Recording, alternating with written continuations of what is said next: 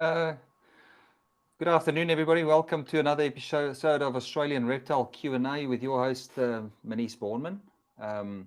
It's good to see you guys back. I just wanted to make sure everything's working here. Welcome to today's show. We're going to have a little chat about green tree pythons because it seems like every episode that we've got of this show, somebody has to ask something about green tree pythons. So I thought, who else would better? Who else is better to get on the show than Darren Boswell and Daniel Boswell.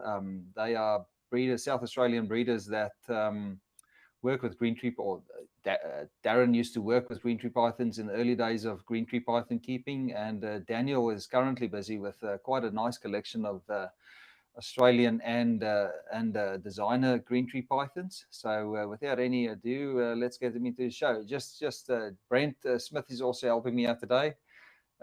Because they have nothing to do in Sydney because they're in lockdown. So let me get them into the show. G'day, Darren, Daniel, G'day. and Okay. Smith. Howdy, guys. Yes, so welcome to the show, guys. Okay. So I'm hoping all the sound works. We Yep. tried everything beforehand, and everything seemed to work all right. Let me just get the chat over onto the side here. There's not going to be a real. There's no real. I don't really have a structure in mind for the show today. I want to find out a little bit more from Daniel about his history. We've had Darren on before. We spoke about some of the. He's been involved in reptiles for. How many years have you been involved in the reptiles in Australia, Darren? Oh, I had to be 30. Yeah. All up. And you've kept what? And just give us a list of the type of stuff that you've worked with over that period. What type of stuff have you been sort of specialising in over that time? In the early days, jungle carpets, womas, blackheads, and then eventually the green trees. And have you ever kept lizards? Yeah, we had a few small species of monitors for a while. Had some Stores monitors, some Tristis, Barichi monitors, and a couple of Ackies. Sort of lasted for a few years, and my partner, she sort of lost interest. And as anyone who keeps monitors knows, particularly small ones, they take a fair bit of maintenance and work. So, yeah, I ended up moving them on. I think your internet, for some reason, has slowed up a bit there, Darren. Because The picture's frozen, I think, but the audio's okay. Yeah, Daniel's. What I think your dad must have the older phone between the two of you. Yeah, no doubt. Yeah, it's a S8 Samsung. No, that's all right. Okay, so so Daniel, give us a little bit of a background on how did you start with? I said something to you before, and I'm assuming it started with you caught the bug from your dad when you were a kid. But give us a little bit of background about yourself, mate. Yeah, I guess growing up, Dad always having reptiles, snakes, and always had a big appreciation for them.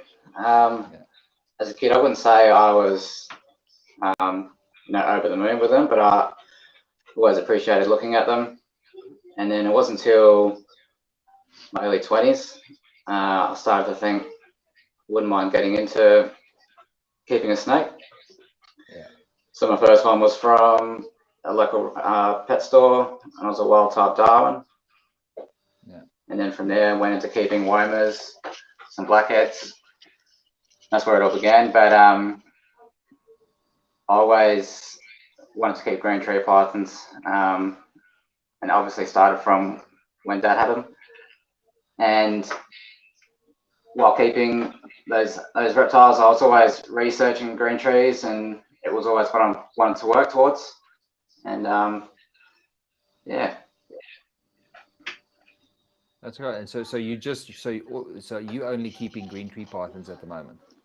At the moment, yeah. I made the decision a few years ago, didn't he, to let everything else go and just concentrate on the greens? Because I went through a divorce and I had to move all my animals on. Yeah. So I had a couple of years where I wasn't keeping, and then I got back into it. picked up some albino Darwins from Southern Cross, some more blackheads, some more wormers, and after a year or so, I was really ready to look into getting a green tree, and Michael Cermak had a female up on his Facebook page, The Green Effect. It was a 15-month female, and I reached out to him, had a bit of a chat, and acquired that animal, and that was my first green tree. And yeah, I ended up moving all of my carpets and blackheads and wormers on, and I've just grown the green tree collection. Was there an overlap? So Darren, when did you stop keeping green tree pythons? Was there like how many years went in between you keeping greens to when Daniel started keeping greens? So I stopped keeping them completely in about 2009. But there was a gap there, sort of when I had my theft. I didn't keep any for a while. And I ended up, one of the people that was really good to me through all that was John Weigel. And after I'd sort of got through all that, he sent me a pair of rough scale pythons. And, he said he didn't want me to leave the hobby. He didn't want to let it beat me. And I ended up down the track, swapped them for a pair of BX with Jared Sharp, and had those till about 2009. That's the ones I sent you the pictures of last night or yesterday. Oh yes, we'll have a look at some of these animals as well. And I don't want to forget about my wingman over up the top there. He's just I don't know. He hasn't he's just sitting back quietly and observing the conversation. Brent, you're not new to green tree pythons either. Give us a little bit of a rundown there. What are you playing with? Far from a pro with green trees, be the first to admit it. It's only been the last 3 or 4 years that I've had green trees and started. And it's funny, my wife said to me, she goes, "What are you doing this green tree show for? You don't know anything about green trees." And I said, "Well, it's good, you know." She goes, "You can go in there, you might learn something." So she was very kind to me. Yeah. But they're certainly a different species. I've obviously kept carpets for a decade and a bit, but green trees was the first one that I really struggled with. They're very different to carpet pythons, and if you try and keep them the way you keep carpets, you'll run into trouble straight away. So I made all the probably common rookie errors that green tree keepers make in the early days, with humidity and setups, and it's been a good journey. And I can certainly see why they are a class 2 for New South Wales. That you don't just go and buy one and start with that. You really need some reptile experience, and then you need to have a very specialised setup for the green trees. Yeah. I just wanted to just quickly check, is our stream, for those of you guys watching, please just drop a comment there and tell me if the stream's still running okay. It looks a bit choppy on my reference monitor over here. If it's still good, then we'll just keep going. But so what you're telling me, Brent, is that you wouldn't be able to answer all the questions about what not to do, or because there is a catch. I mean, we were joking about it before, and green tree pythons seem to be sensitive in that first year of life, and depending on if you can get them through that, I mean, that's your trickiest part of their sort of up to the point where they change their color, and so let's because that's a very objective, that's a that can depend on the type of locality when they start changing. So let's put it roughly at about a year of age. If it's well cared for, they suddenly become problem-free animals. I think shed skins are probably the most, shedding their skins, getting proper sheds out of them. That's probably the best indication of whether a green tree python's kept right or not. What would you say, Darren? Yeah, it's not just ambient humidity; it's hydration. Hydration is the key, for sure. Yeah, so I mean, I personally think that like if you can get them past that early age, they become bulletproof. Any input, Daniel? What do you think about that? About the age, and what age do you think they become sort of a little bit easier to maintain?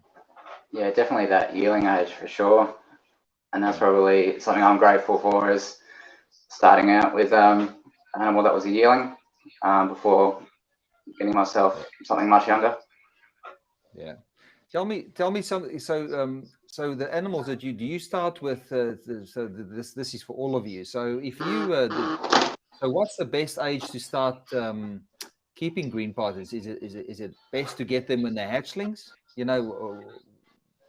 If somebody's brand new to green tree pythons, what would you recommend? Would to start with something that's hatchling? If you had to approach a breeder, what would you be looking for when buying a green tree python?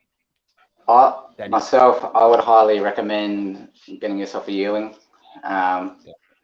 Those animals will be really well established. They'll be robust and healthy. And most breeders out there like to hold on to their greens, from 6 to 12 months. And I think that's the best way to go, because you're going to get yourself a healthy animal and be problem free. Yeah, I guess it makes it easier for sexing. So I mean, things have changed though. I mean, if we can, I think let's go back to, if you guys don't mind, let's just jump back and go back to the early days of green tree pythons, because they used to be a very controversial animal.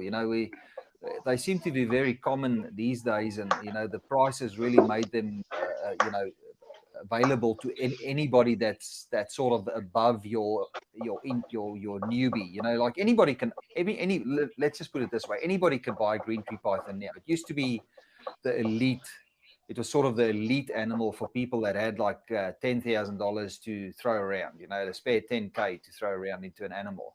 And over the last few years, the green tree python breeders really made an effort to breed all the animals that were originally smuggled in. Because let's face it, a lot of the lines that are available now, except by the Australian native green, majority of them were introduced into the country in the early days.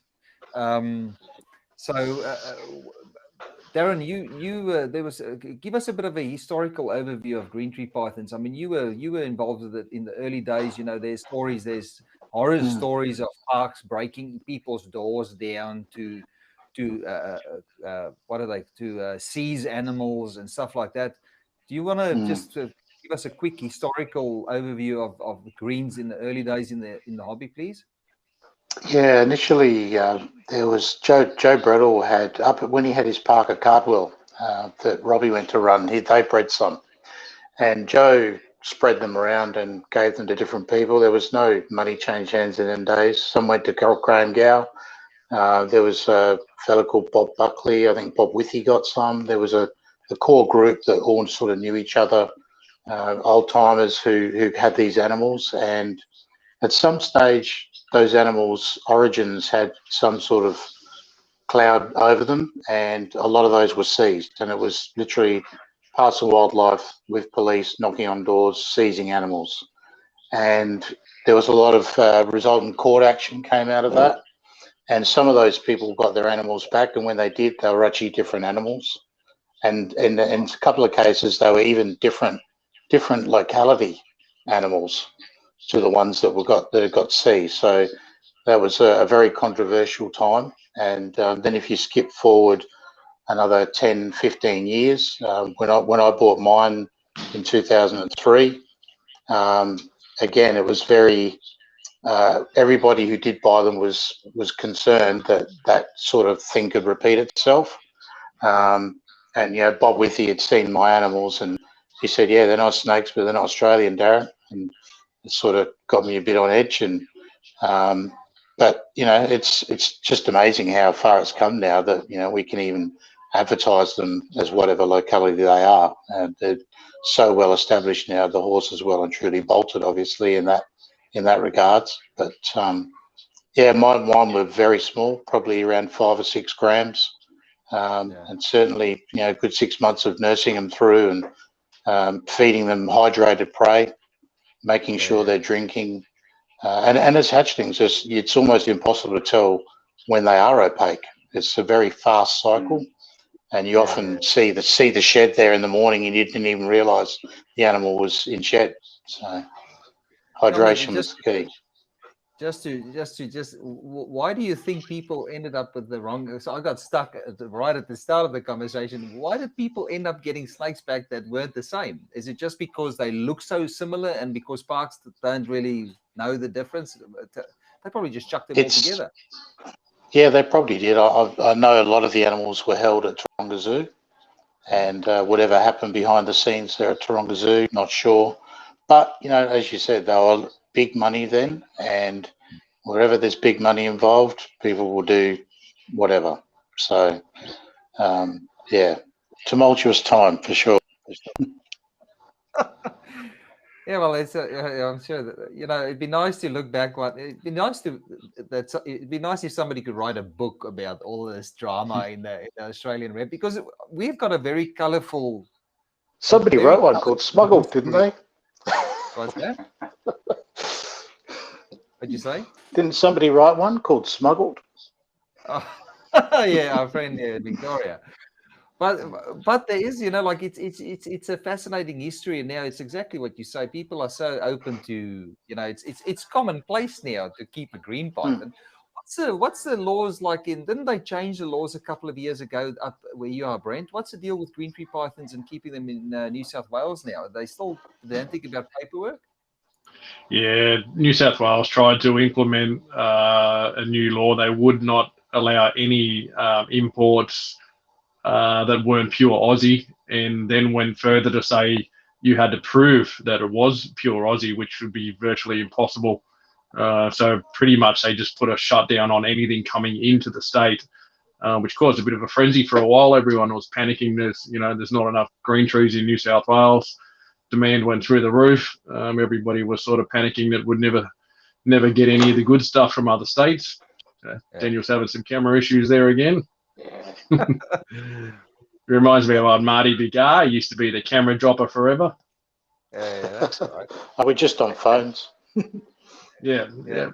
But yeah, they eventually got rid of that. That was in place for a fair amount of time. I think it was about 18 months before I think they realised that, you know, that it's a battle they were never going to win. You know, like Darren said, the horse had bolted a decade before.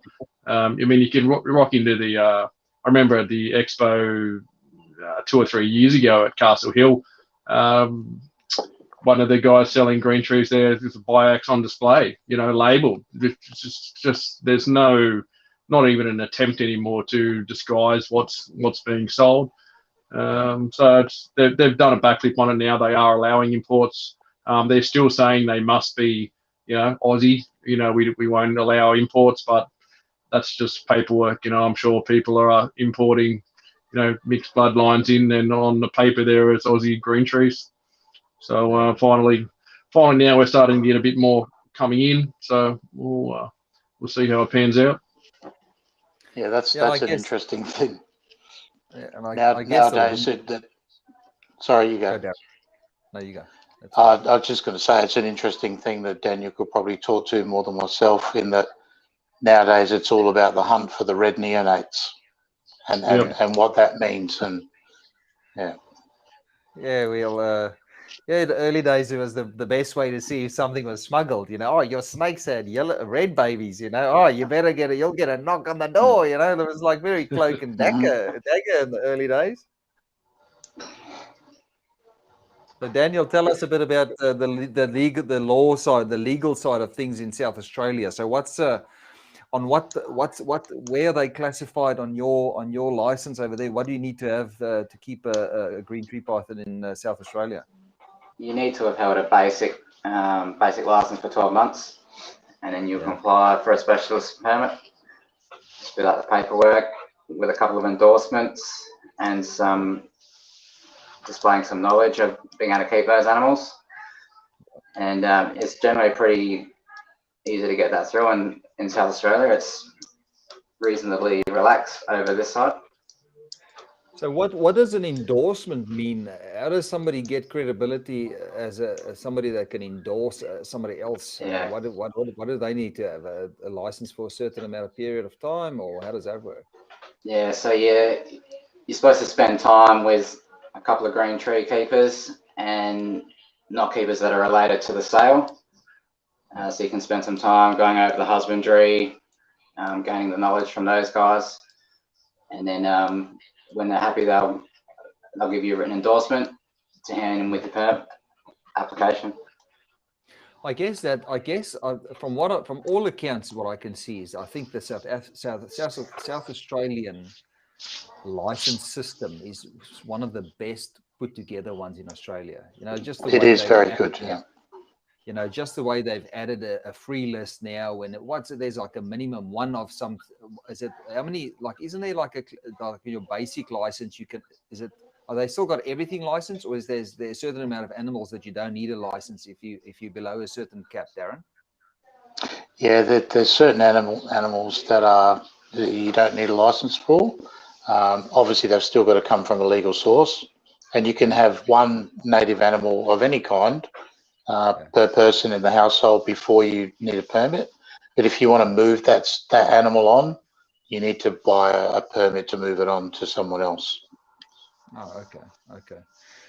Very nice. I wish. I think Victoria's license or our Wildlife Act is under revision at the moment. So hopefully they come up with some better way of doing it. But it looks like they just keen to get more enforcement. Harsher penalties and more enforcement. That's how Victoria works. So I don't want to get bogged down in the laws. So just for anybody that's out there, they are in most states they are on a more advanced license. So you can't just get them on your first license.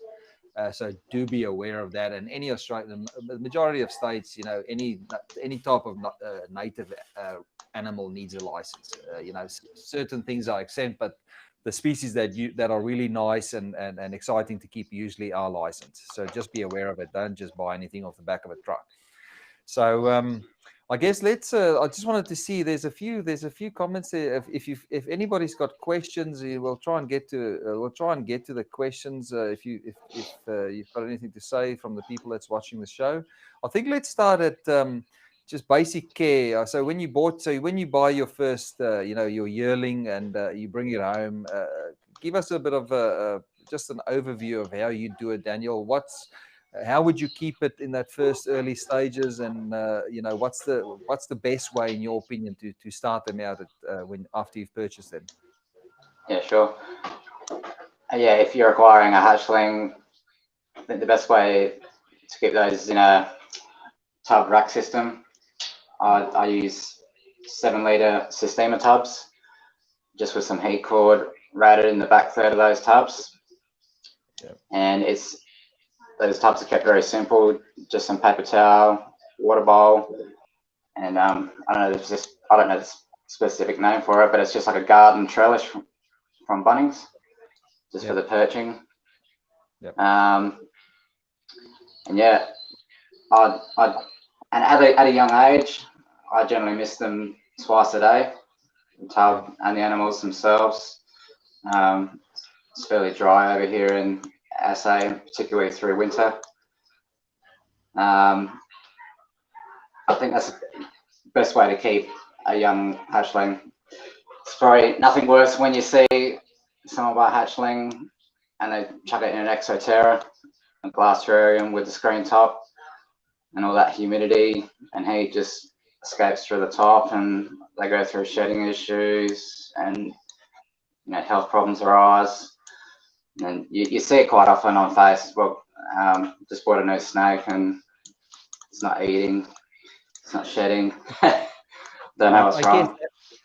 I guess that's a temptation with them, though, because they do display so well that people think that they can stick them into a cage right from the word go. I mean, I did it as well in the early days when I kept greens. The biggest trap to step into is one of these exoterra terrariums, because they just look, how can it not maintain the humidity inside? They display well. You bring them home, you put them in there, they last for a while, and then you start seeing the shedding issues, and they go off their food and stuff like that. And I do agree with you. I think, Brent, you kept them as well on those little. You like those? What are those trails? What are those little things? Those orange, those green. Is it fencing? What do they call? What do they? Yeah, that's what I was talking about. It's just plastic trellis. Yeah, plastic trellis. Yeah. So just don't mind me. me. Stick to walls for plants to climb up.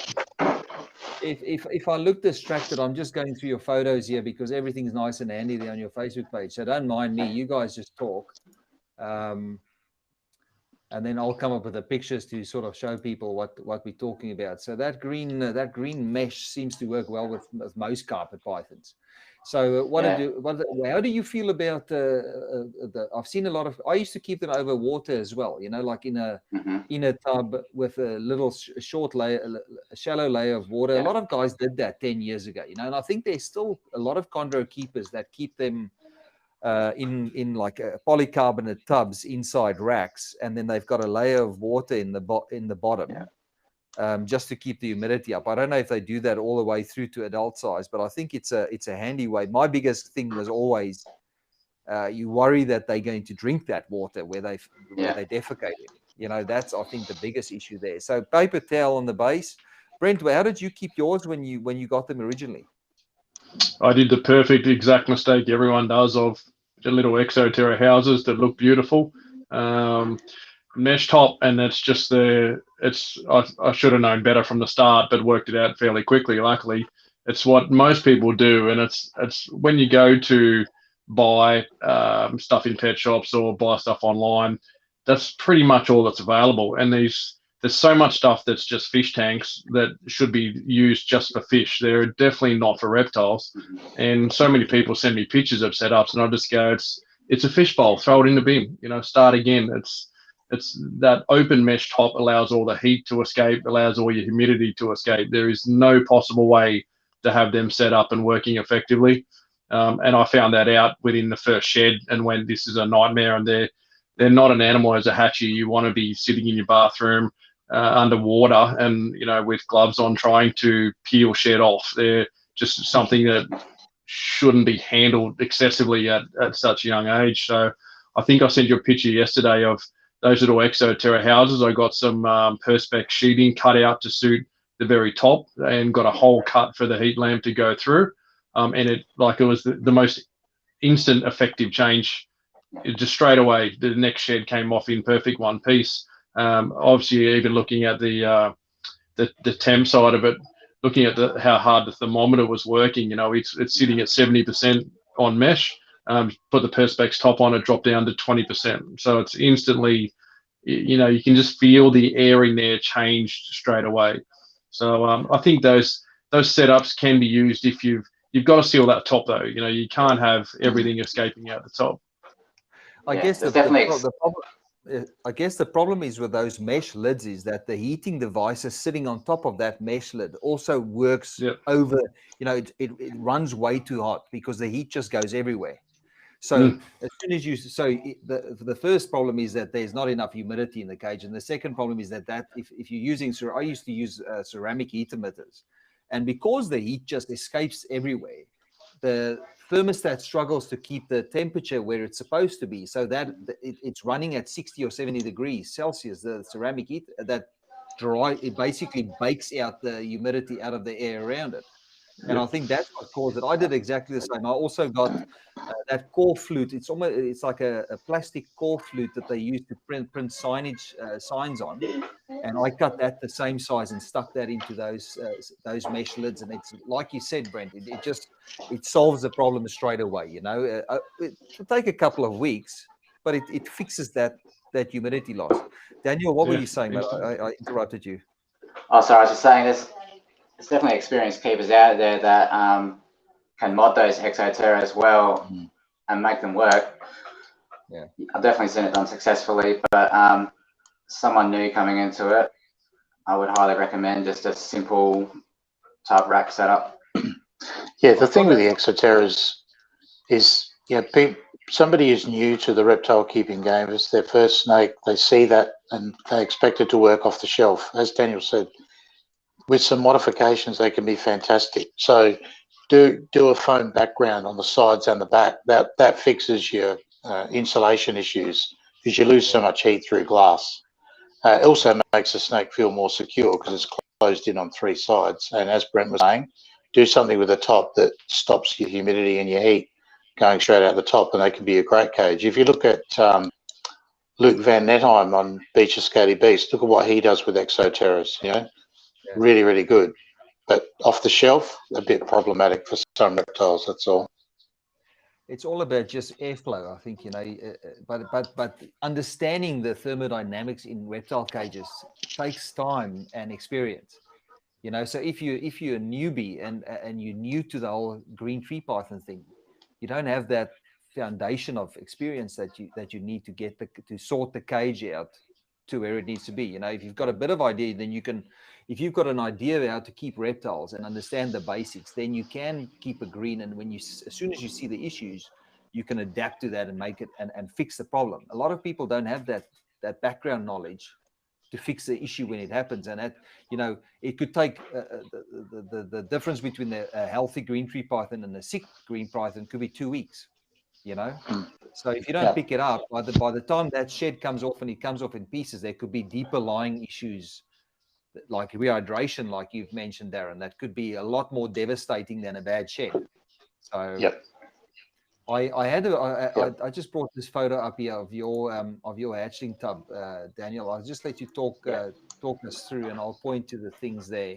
So this, you mentioned that you keep them like this in a rack system. So I'm assuming that's just a basic melamine rack. Yeah, and you've exactly. got these, how big are those Sistema tubs that you've got there? Those are 7 litre, and they're perfect size for hatchling. Yeah, and you've just got the little green mesh thing. Does that go the whole length of the Yeah, tub? that goes the whole length of the tub. Yeah. And then you've got that way they can choose their perching temperature. Yeah, they can move up and down. So do you find they can thermoregulate while they're perching. So how many strips of heat cable would you be running through the back of? I'm assuming your heat cable runs through the back of that rack. Yeah. And how many strands of heat cable do you run in through the back? And at what temperature what's the temperature variation from the front to the back of that tub? Yeah, I just run 2 lines of heat cord across the back there, and the temperature difference there would be 2-3 degrees. Yeah, and you've just got holes in the front of the tubs, or have you got holes everywhere through the? Do you just keep the holes in the front of the tubs or in the back of the tubs as well? Those ones there, I've got a few across the front and some across the sides, and I don't have any across the back. Yeah. How often would you be missing? How often would you be changing water in those tubs, and how often do you miss them in those tubs? I generally change the water bowls every 3rd day, and like I was saying before, at that particular young age, I'll do a morning and evening spray, and by the time I do go to do that next spray, it's completely dry. It's important that it's not kept wet and damp 24/7. Do you spray direct, because there's a lot of debate these days about hosing your animals down, spraying directly on them or on the sides. I remember seeing little green tree pythons love to drink the water droplets off the sides of tubs and off their bodies, and it's not so much. I think, in my opinion, the water bowl is a good thing to have in there if they wanted to drink water. But I think the water bowl in there really just helps with that overall ambient humidity in the tub. I think a lot of the drinking happens from off their bodies, and they're just adapted to that, drinking it off leaves in the wild and stuff like that. So it's important to. I think the spraying down at least once a day, or I try to spray them down once a day to facilitate that drinking behavior. And they don't just drink. You need to give them a good go before they go, oh, okay, it's drinking time, and they'll start drinking. How do you manage your greens when they were younger, Brent? What did you spray them? How did you handle the humidity in the cages? Yeah, just a spray bottle, and there certainly is a lot of debate. Some people say they don't need as much spraying as what people give them. I know Andy Shaggy Sinclair said to me, a lot of his adults he rarely sprays at all. He almost treats them like a carpet that maybe going into shed they might get a bit of a spray, but it's as it's hydration from the inside, not from the outside. That it's the bigger problem with the shedding. So really is the spraying doing anything other than just bumping the humidity up externally in the setup. But saying that, I've got the setup now with the water in the big setup, and it sprays 3 times a day. It's probably excessive, 10 or 15 second spray, but It's if anything, it's nice. It's nice to watch. You know, sitting in the lounge room and watching fog and spraying things. It certainly looks the right environment for them. Darren, is there any other ways that you can improve their hydration? Have you got any thoughts? Like, I know guys inject that. Well, give us some ideas. Yeah, of other yeah. types of hydration. Yeah, so I guess back when I had mine, there was no Pure taps then, so I used to buy Bigford's pure water. It was pure filtered water, so I would buy that, and that's what the snakes would get, both in the spray bottle and in their water bowls.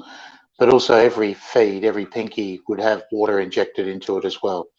You know, only sometimes half a mil, whatever you could get into it without blowing it up too much.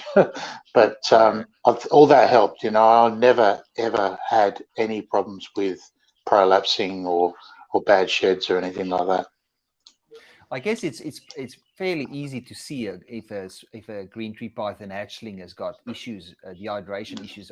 I remember seeing their you'll back see the end wrinkling. their back end start to get all puffy like a overinflated sausage, you know, and you could see the wrinkles in the back, and it's never. That's pointing to major issues with kidney failure if you don't address that, you know. Yeah, yeah. And the other thing we need to, well, I'm sure we'll get to, is feeding regimen. If you feed it like a carpet python, you'll kill it pretty quick as well. So Well, you know that. We'll get to the feeding. Let's just quickly run through. I noticed that Daniel's got some other photos here. I'm assuming. So up to what point do you keep them in that size rack, Daniel? Roughly to around about a yearing age. Yeah. And then from there, I'll transition them to a 20-litre tub. Okay, I think I've got a photo here of the 20-litre tub. I'm assuming that's the 20-litre tub, yeah? That one's actually a 60-litre. So I've got a few different sizes at the moment. I'm actually going to be changing it, just having the 7-litre from a hatchling, transition to a 27-litre. And then when they're around that 350, 400 gram mark, get them into an adult enclosure from there. How have you found the melamine last with the humidity, the humidity that these animals need? Yeah, really well. Sorry? That first hatchling rack you first pulled up, Yeah. I designed that one with the lids still on them, because I was concerned that it would destroy the top of the melamine. But if you're not spraying excessively, it doesn't cause an issue at all. Oh, okay. I think this could be what size, because it looks like you used many different size tubs. Yeah. What size? That's the 20-litre rack there. Okay, so this is the upgrade from that first Sistema tub. So you've got a little bit more airspace and a little bit larger. So, what have you found is the perfect? Where do they tend to rest? At what temperature do you think they do the best? Oh, they're all different. It's hard to say. Like, some of them will be towards the backs, some of them will be towards the front. Each animal just seems to be different and prefers their own temperature. Depends where they're at with their digestion as well. Yeah. So I guess it's the same as with all reptiles. You have to provide them with the choice. Absolutely. Yeah. I think that a lot of people don't understand that concept of, especially young keepers. You know, there's the whole concept about a hot spot. You know, it's not just about a hot spot that's baking. You know, like that's as hot as hell. You know, there needs to be a gradient towards that hot spot, because they don't necessarily want to sit at a 40-degree and then move over to a 16-degree area in the cage. It needs to be a gentle, and I guess it's harder to do that with animals that are arboreal, you know, because they don't really make contact with a surface that gives you that gentle tapering towards a higher and a lower temperature. Yeah, for sure. Do you find that I guess the other thing is, the heat cable might be on the floor in those, you know, it's running on the floor in the melamine, but it's heating up the melamine through the bottom. So these animals are literally sitting. So I'm assuming you make those perches high enough as well, so they can get so they can tuck themselves in nicely underneath where the heating originates from the heating cables as well. Yeah, I'll have one perch in there slightly higher, and then I'll have one in there lower as well. So I got the option. Yeah, so they move lengthwise across the from the back to the front, and then along the perch would be stretched along the thermal gradient inside the rack as well. So it's very important to understand that, you know, like so you wouldn't run a perch parallel to where the heat cables are. You'd run them across, you know, you'd run them at a 90-degree angle to the way that the heating works in the okay. So that's I a think good it's tip. important to talk about the diameter of that perching as well. You know, I often see people with some humongous branches in there for very small green trees. You know, it's they do certainly need something much thinner than what people think. Yeah. So what's your rule of thumb with a snake with a yearling? How would you know a perch is the right width, Brent? By body size, I sort of, you know, when they're very young, they're sitting on that trellis, which is tiny. That stuff's maybe 2 mil, 3 mil thick. So they, you know, that's much thinner than what their body is at that point. Obviously, they grow to a point that trellis won't hold them up anymore. They get too big to fit in between the little squares. So, yeah, like finger thickness after that for yearling size. Even the branches that are in that adult stuff would be lucky to be 15 mil round. But I also have 3 different heights and 3 different thicknesses in branches. So, you know, they get options. You know, that's, I guess, the most important thing is they need different temperature areas and slightly different thickness in perches. And I find they use all of them, you know, at different times. They're traveling up and down in the setup, and they'll use, you know, hotter branches, thinner branches. You know, they're all over it. So I think a bit of variety certainly helps. Certainly not too big is the biggest issue, I think. I think. What do you think, Daniel? How do you gauge thickness of perches with them? Yeah, when they coil on their perch, you really like to see them draped over. Yeah, if the perch is too big and they can't really coil over that perch nicely, it should be the coil should be touching underneath, like really nicely draped over. Yeah, they actually wrap around the perch rather than drape over it. And as Daniel said, if their coils are touching at the bottom, if you look from underneath, you can't see any perch, you've got the right size perch. So it's like putting your hand around a shovel handle as well. You know, if your fingers touch, you know you've got a good secure grip on it. So it's the same with them. You know, it's like that's a silly comparison, but it's it works. Well, if you think about the natural history of the animal, it's perching most of the time during the day before it comes down to hunt, and it needs to be able to be secure on that branch when wind comes through and what have you. So, yeah. So there's a good picture here about how you've done your routing of your heat cable through the back. So it's basically just a loop that comes in the one side and does a couple of coils and then goes back out the back end. And here you can see as well the perches that little perches. What are these little white things on the side? Where do you find those for those out there that want to suspend branches like that? Where do you find those little white plastic bits on the edges there, Daniel? Yeah, so Mick Hepworth from MH Reptiles and Enclosures, I don't know where he gets them from, but he's got hundreds of them. Yeah, I'll tell you what, they're brackets from fit outs of built-in wardrobes. Okay. Well, they just work perfectly. And if you can get. What do you prefer? A wooden branch, or I know a lot of guys swear by PVC. I mean, it's longer wearing and stuff. But I mean that those little wooden rods they're easy enough to just replace. What do you prefer, wooden or plastic branches? Yeah, I'd probably prefer some textured PVC ones in there. Just with if you're spraying in there, you just got to be careful that you're not doing it too excessively and you getting any mold build up on any wooden perches. Yeah, I mean, but it's cheap enough to just bin them and get a new set as soon as you see any mold on there. But then, I mean, that's common sense, and not many people have common sense these days, do they? Sorry, it's just me just being smart ass. So, can you hear me all right? So it's just very quiet there. Nobody's. I Have you got many questions coming up?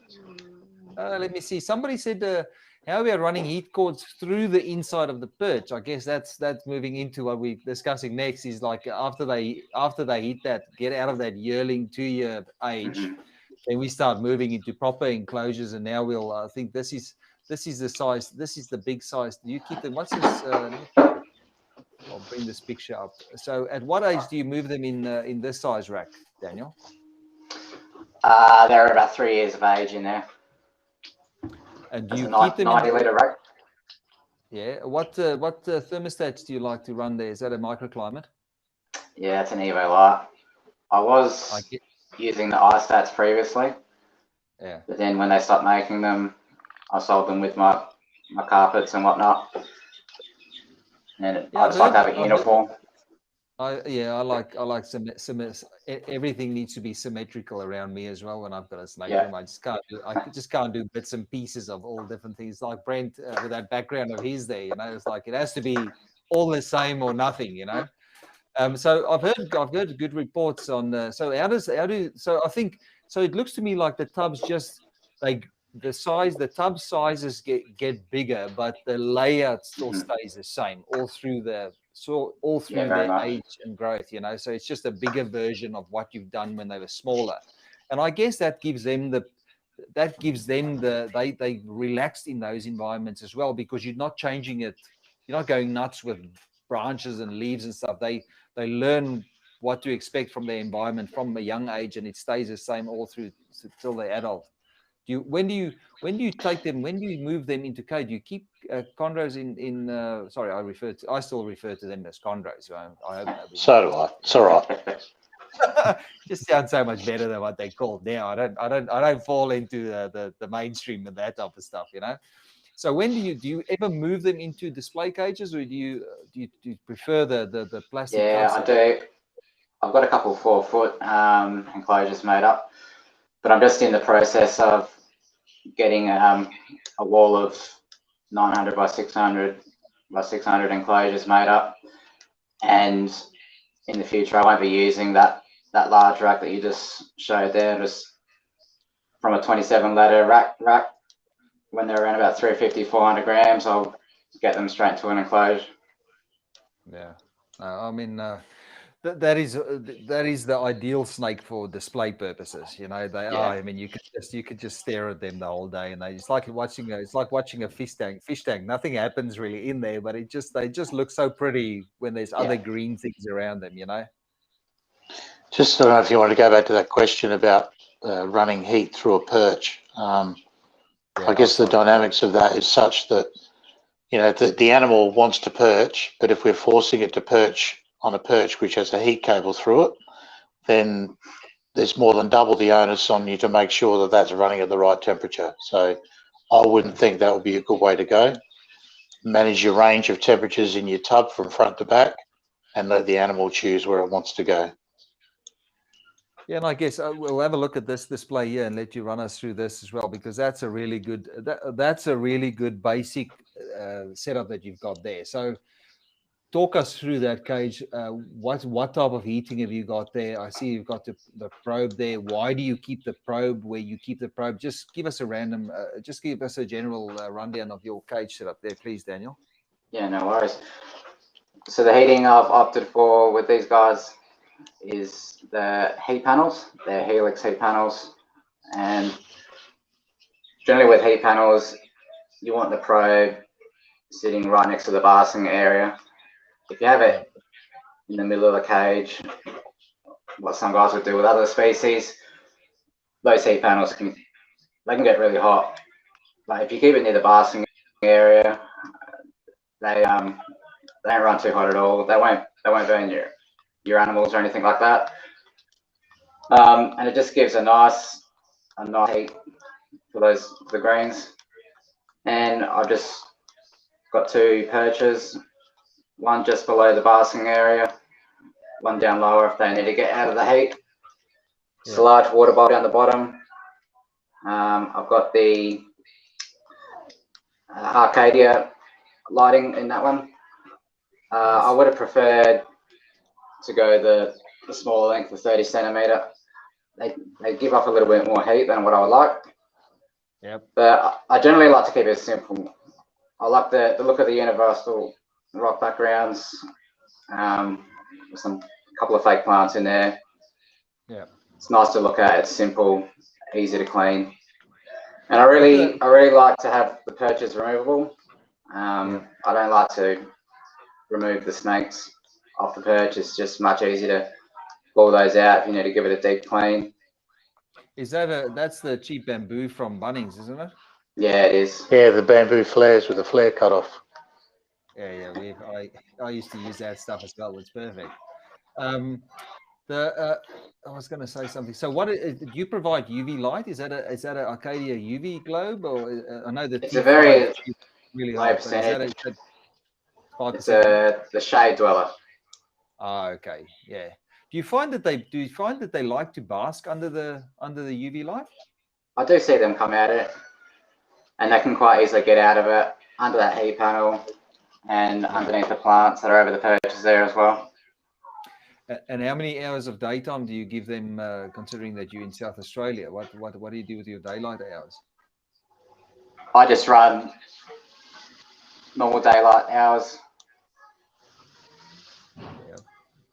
10, 12 hours. Let me just see, because I've got Brent sent me some photos here of why I can't get out of there now.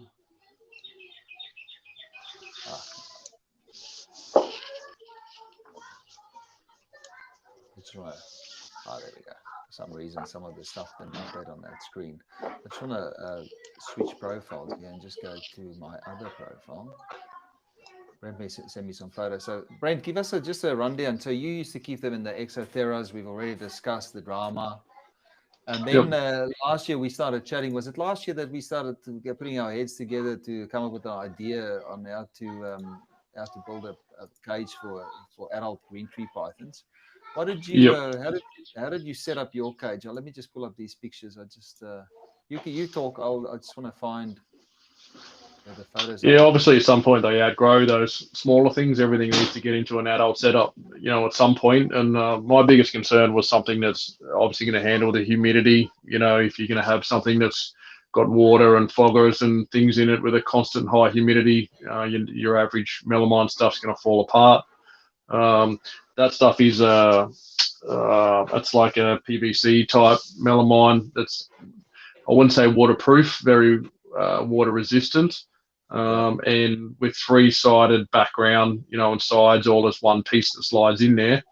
It's anything that sprays in there basically hits that and runs to the bottom anyway. And we came up with that idea between us that you could have a drainage system built into it. That I've actually got a stainless steel plate in the bottom of that setup. I probably should have sent you some pictures of that. It's basically a pressed bit of stainless steel with a drain hole in it.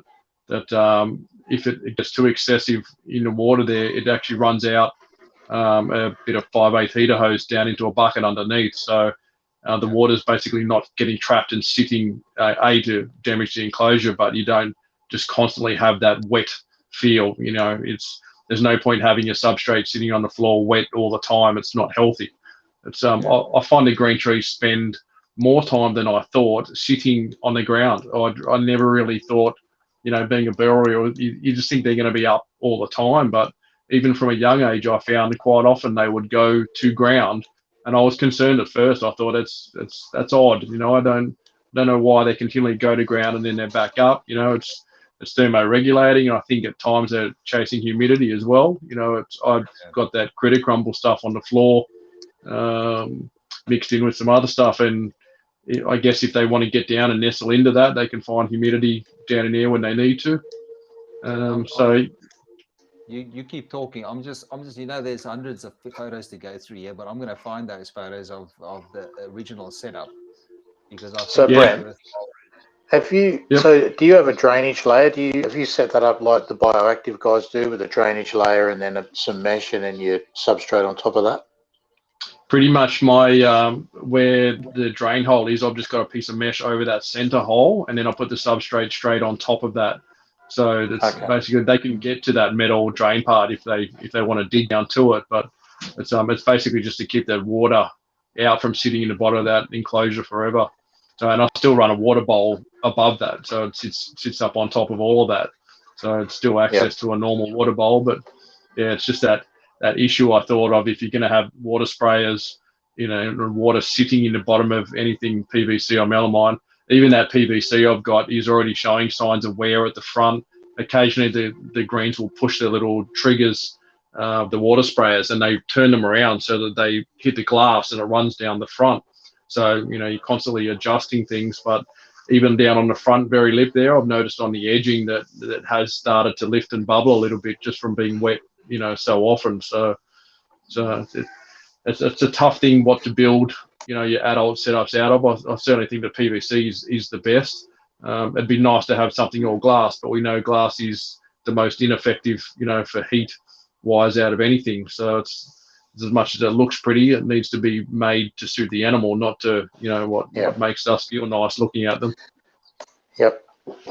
Yeah. So, and what do you use for heating? I mean, that's you've got a lot of heating happening as well. Your thermostat as well that you're using, and your overall spraying. I think it's a really well put together system you've got there.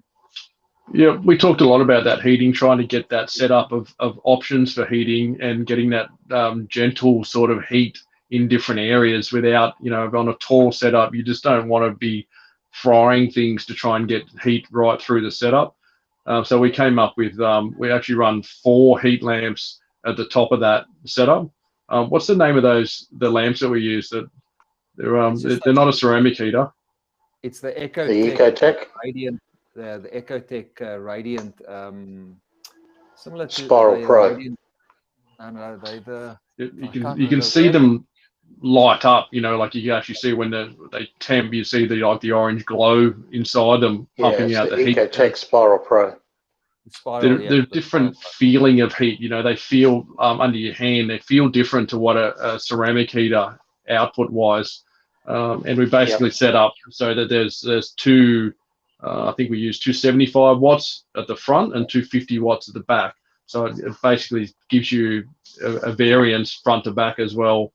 So they again, it's choice. If they want to be closer to heat, they can go to the branch, under the 75s. If not, they can go back to the 50s. So I found that most effective. The wavelength of heat that they put out is, they call them deep heat emitters, I think is what they call them. And it's supposed to be as close as possible to the way the sun warms things up. So it actually warms their body, not just their skin. Yeah. It definitely feels different, and you can notice it on the thermostat when it kicks in and it's on pulsing. So you'll see the thing, glow for a little while and then back off. You put your hand under it. It's such a gentle heat. It's not, like when a ceramic emitter, when that thing lights up, it really throws out some burning hot air off the thing, where these things is just, that radiant heat is very, very different feel to it. So it seems effective, and it's worked very well so far. And I've got to say that thing's been running for 18 months now and problem free. There's been no issues at all with the with the setup with that heating in it. So do you have like a false top with these globes in it, or are they individually caged? How do you stop the animals getting near them? We used I think it's an exo cage as well. It's a big tube it's got its own mesh built into the bottom of the unit, and the globe sits up inside that. So I cut 4 holes in the top of the enclosure, and I built some brackets up on top so that they only just poke through maybe 20 mil through the actual top of the enclosure itself. So the animal can get up on that top perch and still be maybe 15 centimeters away from the bottom of the mesh. So it seems the probe for the thermostat hangs off that top branch, so they're never in danger of getting too hot. You just bear with me. We've got unfortunately Brent and I speak lots, and we send lots of pictures to each other. So I will find out those photos, because it's a very interesting setup that we've used. But I need to just work through all these pictures now and see. how far ago that was. I can't remember. Oh, here we go. So I'll just forward myself these photos again because I sorry guys, you guys sorry, this is going to be. So does anyone know where these heat lamps that people are using, where are people getting those heat panels from? I often get asked people because I have the heat cords that I sell, and people often message me chasing those heat panel sort of setup. So what are you using, Daniel? Where do you get yours from? My first couple I originally got from website Exotic Planet, and he brought in Helix heat panels, but no longer able to get those anymore. I believe that Habitat are about to ramp up production on their panels again, so hopefully not too far off we see those becoming available again. Yep. Yeah, they seem effective. I mean, it's just that different style of heating, I guess. You know, it's a bit more widespread sort of heat, and sometimes I think the ceramic heaters tend to be very concentrated in one spot. So it's hard to get, especially when you're talking about an adult. You need like a wider spread area of heat rather than a very focused area. Much like the way with laces, it's a very common problem of people using one heat lamp on an adult and getting burns on the back of on monitors. It's a very common problem, and the same issue. You know, if you've got 3 or 4 heat lamps spread out down the length of the body of the animal, it gives them a far even and more gentle heat and low risk of burn. I guess you've got the same problem with green trees that you don't. Those heat panels seem to be more effective for creating a wider area of heat that they can be comfortable in. Yeah. I've got those photos. I'm just forwarding them all. Sorry, guys, this is very unprofessional of mine to do this. But I just wanted to make sure that we cover everything that needs to be covered. Here we go. Yeah, we've got some nice photos here. What about the fogger setup? Like I use that XO fogger system. Do you guys use anything for the fog? You know, I've got to say, honestly, mine's it certainly creates some humidity in the air. Looks pretty. That's really the only reason I put it in there. It looks beautiful to see the thing pump and fill the thing with fog, and looks fantastic. Lasts for 30 seconds and it's gone. But I'm not sure how effective they are for creating, humidity that's long lasting. Certainly not going to change the animal's internals for humidity by anything. But yeah, there's a little vid from the stream of fog that it pumps on through. So you guys using anything at all with fog? No, I'm not. I'm just using the spray bottle. Yep. Give it a good mist. The sides of the tubs, the animal, and that humidity will usually peak high 80s, early 90%, and generally 12 hours, 24 hours, it's completely dried out, ready for a spray. Yeah, there's certainly. I mean, there's some fancy stuff if you want to go crazy and build some wild setups. There certainly plenty of companies make things that a spray bottle can certainly do the job of most of it. It's a lot of that setup I've got is it's the automation factor that it just happens. Like there's a timer system set up on the sprayer that you can program it to however many times a day and for how long you want those to spray. It just ensures that it does happen. I have lots of animals, so if I miss 3 or 4 days of spraying something, I want it just automated, so it just happens, and it's just something I don't have to worry about. So I came through as usual. Hang on. And I had to look through a lot of photos on that. You went deep. That's that would have been about 3,000 photos ago, I reckon, from a couple of years back. Yeah. So what did you do with the base here? So that you've got your cage sitting on these little legs. So what did you make those legs out of? The legs were just table legs cut down and stuck under to make them sort of the right height where I wanted it to sit, and I needed it space underneath for that drainage setup that we talked about. That I couldn't really just have a cupboard or have it sitting flat on something that's got that drain plate. I'm not sure if you found the photos that Stano drain system, but. So this is let me just see. I don't want to go to the wrong. So that was the drain that you installed. Yep. So they installed the drain. What did they seal the corners? Did they weld that together, or how did they seal the edges of the? That plate just lifts straight up and out, so it's got a slight taper, or it's got a fold, so it's hard to see there, but it's got a fold right down to that center hole, so that anything that lands on it runs down into that pipe. So that right in the center of that, there's a little tube that pokes through the bottom. Probably easy to see there. You can see the center hole. It just runs out to a pipe at the bottom. So once the background's in there, any water that hit everywhere, because that background, it basically overlaps the edge by 40 or 50 mil. So that went then around and sealed with just silicone right around the edges of the background to the plate anyway. So I can cut it out if it needs to, but it's not something you should really ever need to pull apart again. So pretty much that water, anything that gets too excessive in there can run out if it needs to. Yeah, and this is just showing people the parts that you use. So this was your the misking that you installed into the. So I'm assuming that pump just goes into the tubing, just goes into a water reservoir, and then that administers your water spray all through your enclosure.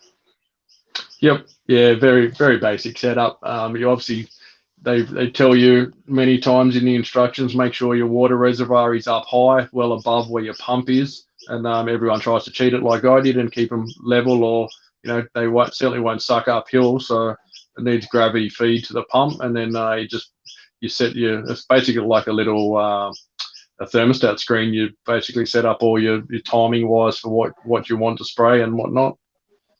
Yeah. So I just wanted to also mention that we are this show is sponsored by Zoomed Australia, so we just give them a little plug there with one of their products. So that is the hygrotherm. And what have you got? How have you got the hygrotherm connected into your cage, mate? So hygrotherm can handle water, humidity, and temperature, but you've connected it can. Yeah, it can do it all. I still use a thermostat for the heating separate to that setup. I've got an iStat set up on there that runs the heat lamps separately to that. That one you can have set up just for the humidity. So I can basically get the sprayers or the fog system to kick in if the humidity drops below 30% or 40%, whatever you set it at. So that's those little heat light lamps, how they come through top to bottom. So you've installed that. So you've got so the roof is recessed, so you can see, so you can't see any of the dome sitting on top. So if you're facing the cage, you can't see all of this going on at the top. Now those are just I think Tim down in South Australia sells those hoods, those light dome things that you've got up at the top there. And just inside ERS ones. Just inside them, you've got the Spiral Pro. So this is the thing that heats them up nicely, and it's a nice gentle heat when you've got them connected to a dimming thermostat. I mean, you have to, dimming thermostat all the way. I don't like using on-off thermostats when it comes to green tree pythons. So no, that's interesting. So this is that was a basic setup for, well, not a basic setup, but I mean that's how you would do a adult green tree python. And just give us this was your early days. I mean, tell us what's going on here. Yep, that's in the exos or any of those sort of fishbowl setups that I hate so much. Cherie really wanted them displayed. They were in her bedroom at that point. She wanted them to look pretty. Having them in plastic tubs would have been far more effective. Having them, better set up for the animal, but having them on display, there's those mesh tops on that. I had little perspex panels cut out. I think there's another picture. The next picture along shows with the light section off the perspex panel cut directly to fit to cover that entire mesh on top, and then have the exact size hole cut out in that perspex for that heat lamp to drop in. And they were just ceramic heat emitters that I was using on that setup, and that fixed everything. So in this gap here, I'll just use my mouse here. So in this little gap on top of the hood, there's a piece of, you can't see it on those photos, but there's a little edge right there where this light domes fit in. Yeah, there was another picture I sent you. I think it showed the just the perspex of the panel by itself without the light on. So it's just a big square, basically, tailor made to fit right on top of there and seal it all in. Yeah. I didn't get all the photos. I tried to, but under the pressure that I was feeling then, I tried to perform as well as I could, So sorry about that. Okay, so we moved them into the big cages. Now let's quickly we touch on some food. We've gone for it's been an hour, so I just wanted to let me just say again, thank you. I just wanted to say thank Zoomed Australia for supporting our show. Without them, we couldn't be doing these shows on a regular basis. And yeah, check them out if there's anything, especially those hygro stats that we use. I think it's called the hygro stat. Hygrotherm. Check those hygrotherms out if you need something that can control humidity and temperature on your cage. So let's touch on feeding. So what's your favorite food to throw at your hatchling green tree pythons, Daniel? I start with pinky mice, very small. Yeah. And have you found them problematic to take pinkies, or is there any special techniques? I mean, I found that if it's a hatchling if the hatchling gets started really well and it's it comes out of a nice looking egg, I never found them to be too crazy hard to get going. Do you find that they take hatchling or pinky rats without a drama, or are they Yeah, sometimes? I mean, I'm yet to experience establishing from the egg, but back in 2018, I acquired five week-old greens, which was far too early. They weren't established feeders. Traded those guys in, and they were just runners. They were really hard to get feeding, and I tried every trick, jerky movements, chick down, all sorts. And I was just going over YouTube looking for tips, and I noticed a guy, he was feeding pinky heads. So I just sliced the heads off frozen, thaw those out, and just pop them in their mouth, and they're lodging their teeth. Yeah. They can't spit them out, so they had no choice but to swallow those down. And I did that maybe 2 or 3 times, and something just switched, and they were bang straight on the feed week after week. There's definitely lots of little tricks. It's just comes down to trying different things and finding what works for you. Yeah. Any tips from you? Can you hear me? Sorry. Yeah. Sorry. So when I had my babies in 2005, I was lucky. Out of the clutch, 2/3 of them went straight onto pinkies, but I did have a few that I used chick down, and I'd just stick a bit of chick down to the nose with a pinky, and that did the trick. It's similar with lots of species, I guess. You got to keep trying different things and switching it up, because ultimately you want to try and avoid any form of assist feeding if possible. But with some of them, it just comes down to doing that for the snake to survive. So. Yeah, I do love the way that they have those smeary poos when they start going on to pinky rats, and they seem to find a way to spread that feces all over the sides of the tubs, and it's a bit messy in the early. It seems to clear up as soon as they start taking food that's got hairs on them. Eventually, Brent, any tips from you to getting them feeding, or did yours just go straight up? No, I've never bred them, so I've basically received animals that were feeding very well. So fortunate that just keep feeding. And I think, like Darren said before, it's important not to feed them like a carpet, and you can cause the animal issues power feeding it. They're really not a species that is going to take pushing 2 or 3 feeds into a week and large size feeds, and really pointless. I really don't think you're ever going to be able to pump them and breed them at 18 months old. It really seems like there's something that needs to grow slowly. Everyone I spoke to about breeding wise said, don't rush it, wait till they're 3.5, 4.5 years old before you worry about trying to, introduce males. So I was really very slow. It's probably the slowest animals I've ever grown in my life.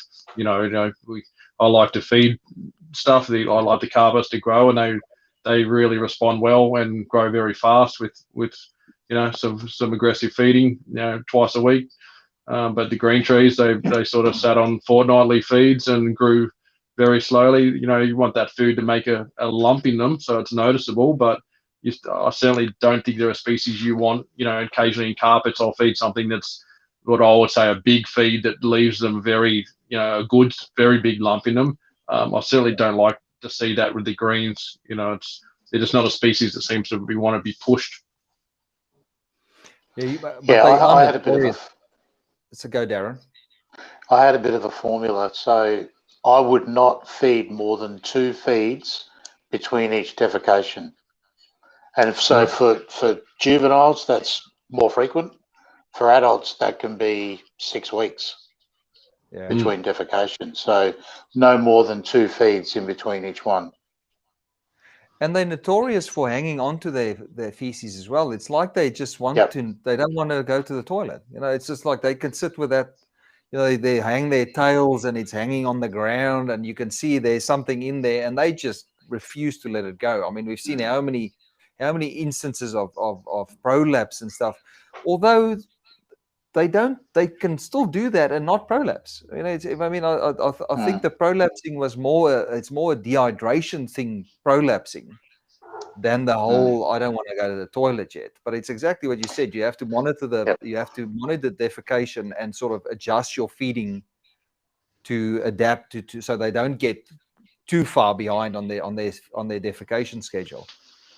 Are you guys seeing anything much these days in prolapse? Like for most I've seen, I've never had the pleasure of it, and from what I've heard, it's not as common as people talk about. It used to be a bit of a thing around green trees that it was an issue, but I don't know if it's different lines or the way people are keeping them, but it doesn't seem to be as big a problem these days. Yeah, Daniel can talk to that. I've experienced it once. The animals that I acquired, they were 5 weeks old. I freighted them in from Sydney. Got them home, unboxed them. They did have they looked rather dehydrated, and I set them up in their tubs. And then the next day I woke up, 3 of them had prolapsed. Oh, wow! And these greens weren't even 10 grams. So it was a difficult situation to deal with. Oh, very small. Nightmare. Yeah. Did you? So what did you? If you're in a situation like that, I mean, that's always, we can talk about husbandry and stuff, but this is a real important aspect of them. How did you treat it? What did you do when you saw that happen? My rodent breeder, he lives nearby, and he's quite experienced in these type of things. So I gave him a call straight away, and I took them over there, and we used a ballpoint probe and some KY jelly, and just very gently inserted it back in, very carefully. Luckily, it didn't take too long. Shrink it down with the sugar paste. I tried that. I didn't seem to get great results with that. They were particularly bad prolapses, though, weren't they? Yeah, they were quite large. Those prolapses were corrected, and I let them go several weeks before feeding anything. Yeah. And offered them the smallest feeds I could give them, and they went alright for a little bit. They'd have a couple of feeds, and they would defecate, but it became a recurring issue, and slowly those 3 faded away and didn't make it. And I think that I think because they were so young, I could see they were quite dehydrated. They weren't in the greatest shape. I think ultimately it was a bit of a death sentence for them. If the animal's healthy, if you have an animal that's healthy that prolapses, you've got a much higher chance for those guys to get back on track. And I've heard of people putting a stitch in things even, to try and hold it together for time to let it heal up by itself. You've never had to go to that resort? No, I didn't. and usually some guys will put some tape over the vent as well. Yeah. And I've just been recently looking into it further just so I can better prepare myself in the future, because anyone that keeps a reasonable amount of greens will experience it at some stage. So yeah, I will be taking that step to get it taped up, and then also removing the perch for a couple of days. Yeah. And then yeah, hopefully I'll be much better prepared next time around. But prolapsing is not limited to just hatchlings, though. I mean, I've seen that happen to all age green pythons. We had a friend of mine in Victoria had a adult female prolapse once, and she was like a real yellow, beautiful snake. But she was also always hanging her tail as well. And then the one day she just prolapsed. He took her down to Shane Simpson, and he put that stitch over the cloaca to keep it in, and he stopped feeding it. But it's what Darren said. I think people they feed too much. And this guy was also notorious for feeding green tree pythons big meals and often. When something like that happens, you have to take a step back and go, okay. In your case, Daniel, you got them and they're half stuffed. I mean, you don't know what the breed, and that sounds like it was something that came before your time that caused that issue. If an adult snake in your care does that, and you've had it, it's been in your care for the majority of its life, then you have to take a step back and go, well, how do we fix this? And I remember that he stopped feeding that snake for a couple of months, because they can go like any other snake for a while without food, especially if they've got the fat reserves inside them. And he started feeding it small meals, and it was fine, didn't prolapse. And then he started going back straight onto his routine that he used to follow, and she prolapsed again. And once they start prolapsing, if you don't look after it, they keep prolapsing, and it just gets worse and worse and worse until they just end. You find them dead upside down. It's like they can't really recover from that. It's like when when guys started keeping the green pythons in the early days, and they would regurgitate their food, and they'd seem to get better. And then a few months later, they would just find them upside down in their cages. But what they figured out was they got a test done on their lungs. What the snakes do is they regurgitate, and then they would breathe some of that acid that comes out with it, and it would cause a bacterial infection through their system. They'd get better, they'd start eating again, but that bacteria will cause issues later down the line. So it's something that it really is important to avoid that stuff at all costs. And if it means growing them slower and feeding them less, is a far better strategy to avoid the drama than having that in the first place. And particularly when they're adults. If you're feeding adults too often, you find they won't be active. They'll just sit on that perch day in, day out. And you'll feed them again, and they'll just keep doing it. Yeah, so that's the third thing in the equation. You've got hydration, feeding schedule, and then activity. And I think that's where a lot of us, in captivity, that falls down. So one thing I want to talk about, again, let's look at the natural history of the animal. I think they also need some vertical branches in their enclosures. When you look at how they come down from the trees on a single bough of a tree down to their hunt in their ambush position, and then they go back up again, that takes a fair bit of muscle work and a bit of exercise. They're not getting that in captivity. Yeah, exactly. I mean, that's what you saw, Brent. That's what leads to the tail hanging that you're talking about, with their tail hanging or bloated. It's lack of activity. Yeah, but Brent, you saw them, their behavior totally changed in that big cage of yours once you, I mean, remember when you put them in there at first, they weren't sure. They were like, what the hell is this? But you'd be noticing a whole bunch of new activities since they're in the bigger, larger, higher cage. Yeah, definitely. I remember when we first spoke, I put them in there. There wasn't a lot of foliage in there. It was a little bit bare, and they were definitely freaked out. One of them went to ground and stayed on the ground for about 4 days. I was really worried. It was obviously freaked out of the change. It's a very, very big change in environment. So adding some more fake plants and vines and things in there to create some cover, fix that. And now, like I said before, they use all three perches. Their ground, they're on three perches. There's a couple of ledges up the back.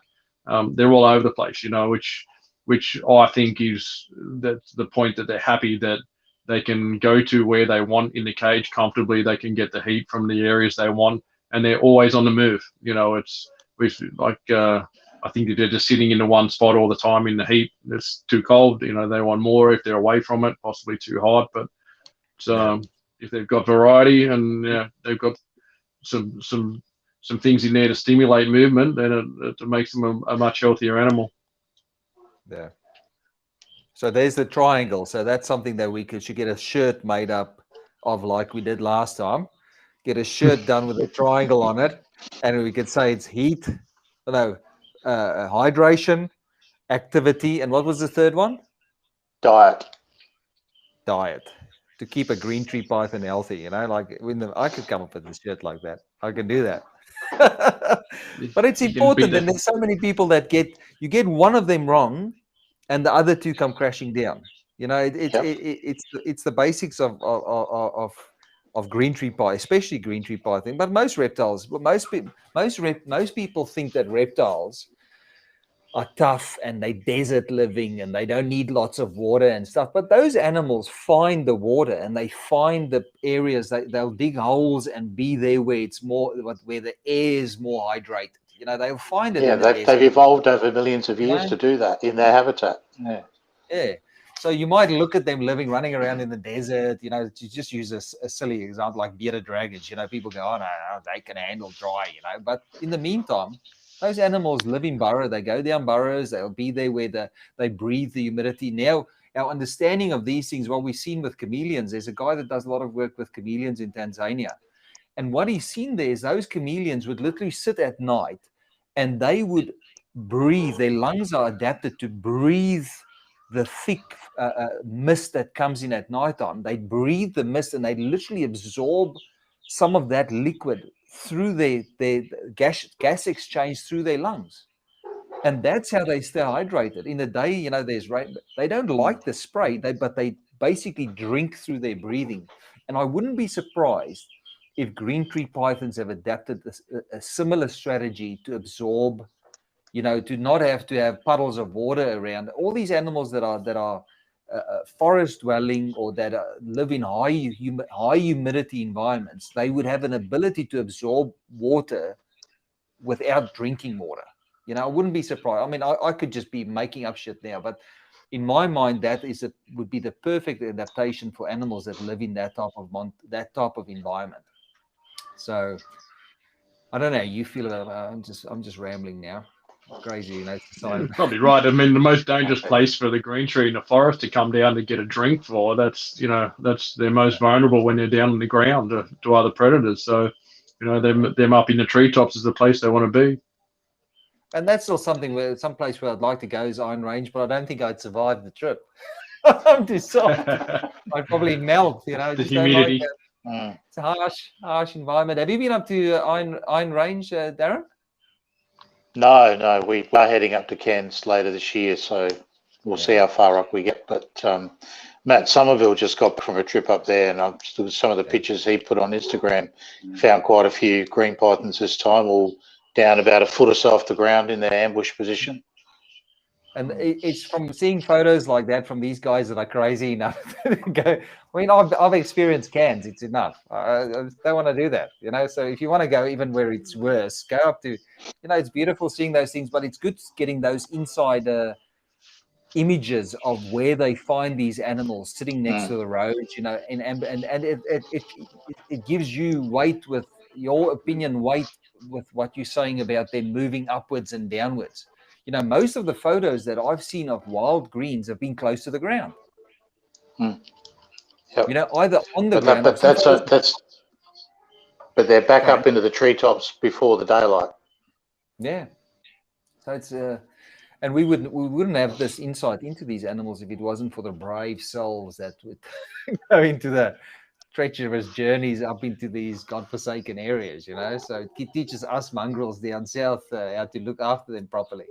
So, but that's all. You need to take those things into consideration when you're keeping these animals. You can't just be open. Read the complete chondro book, and you think, this is the way to do it. Because even the information that was sort of the Bible for green tree python keepers at one stage. Everybody was going complete chondro. Complete chondro was the book, and it was a good book.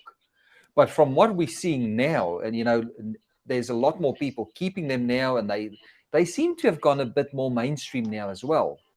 So you've got the intrepid souls that go out and take the photos of them, and it's totally not what our understanding was. It's like Dan Natush. I love following him on Instagram with the photos that he posts about his trips up Indonesia. And it's, you look at whether you have your idea from reading these green tree python books, and then you see the guys, you see the images that the guys are getting back from their journeys in their natural range, and it's completely different to what our idea was of how to keep these snakes. I definitely think if you get the opportunity to actually go and stand in the animal's natural habitat, feel the humidity, feel the temperature, I think it better informs your keeping. Yeah. I think it's the same for most species. It's like a simple but yet effective example as well. You've got the beardy vet, Jonathan Howard and he's doing studies on bearded dragons, and the stuff that he's finding out about beardies is completely the opposite of what our original understanding was of how bearded dragons live in the wild. And is that at the lizard lab at Macquarie Uni? Is that what you're talking about? Yeah, no, Jonathan Howard's he's a vet up in Sydney, but it's because social media and there's so much more information now from people. We can see this stuff because people have got their phones in the range and they're taking photos of exactly, and they're showing the world what they're seeing in their natural environment. Where this wasn't around 5 or 10 years ago. It wasn't so easy to share information like it is now. No, that's it, and spot on. So, you touched on complete chondro. Information like this today. So, when I was getting ready to breed mine, I had many late night phone calls with Greg Maxwell. He mentored me and coached me a lot through that whole process. And, that sort of stuff's not necessary now with the information that's out there if you're willing to go look for it. And if you listen to the right opinions and not just everybody's opinions, I think that's one of the biggest things. I said to somebody last week, I said to them, don't listen to everybody's opinion. You find the people that are the qualified voices in that field, and you could see from how other people respond to them commenting on things, and you trust what they're saying. But you still need to, don't just believe in one guy. But there's a lot of guys that are 10 years on. There are more people now that are experts than there were 10 years ago. So it's about finding the guys that, especially in Australia, there's a few really good guys now. Like, I'm a little bit out of touch with the green tree industry in Australia, but it seems like it's moving at a steady pace, and there's a lot more animals now, a lot more designer snakes. I know, Daniel, you've got some nice canaries, that you work with, and and it's something, or coffee owl. I think it's coffee owl. But it's good to see that type of stuff still being around and being looked after properly, and it gives that industry momentum in Australia, and it generates new experts with captive bred animals. I'm just glad we're at a point now where there's not that much smuggling happening with the green pythons, and it's a more of a focus now on captive breeding. I saw a guy the other week post that he's had 15 clutches. I'm sure you saw the post about the recessive nature of yellow neonates or yellow hatchlings. That it's a recessive trait. I'm watching to see how that develops. I think 15 clutches is a fairly decent, it's a decent sample size to figure something, but that's not been known before. I've never seen somebody postulate. I've never seen somebody actually saying, look, they think yellow hatchlings are recessive. It's a recessive trait because parents that were yellow have full clutches that were yellow. You know, I thought that was very interesting, actually. There's a question here from Leah asking about transport with green tree pythons. And I think when attending a vet visit regarding transport, what is recommended for a GTP to keep them on? Do you keep them on a perch, or how do you transport green tree pythons? What's the best way to ship them? Daniel. Yeah, I've had a few different methods from going to the airport, picking them up. Russell Grant, I've had him, he knocks up these actual wooden boxes, and he's got a plastic tub in there stuck to the bottom with some crumpled paper towel. Yeah. And his lid on top, air holes. And I've also had just small tubs with that Bunnings fencing trellis zip tied to the bottom so I can't move, so that snake can just securely be on the perch. Yeah. Air holes, and then boxed up from there. I guess mine came in the little rice. Yeah, I guess if you don't The shake little the rice box, containers. yeah, I guess if they won't, they're pretty tough. They hold on quite well on those. I mean, they perch in the trees, you know, so you'd have to really shake them to loosen them from there. How did you when you bought yours, Brent? How did you bring them home? How were they packaged?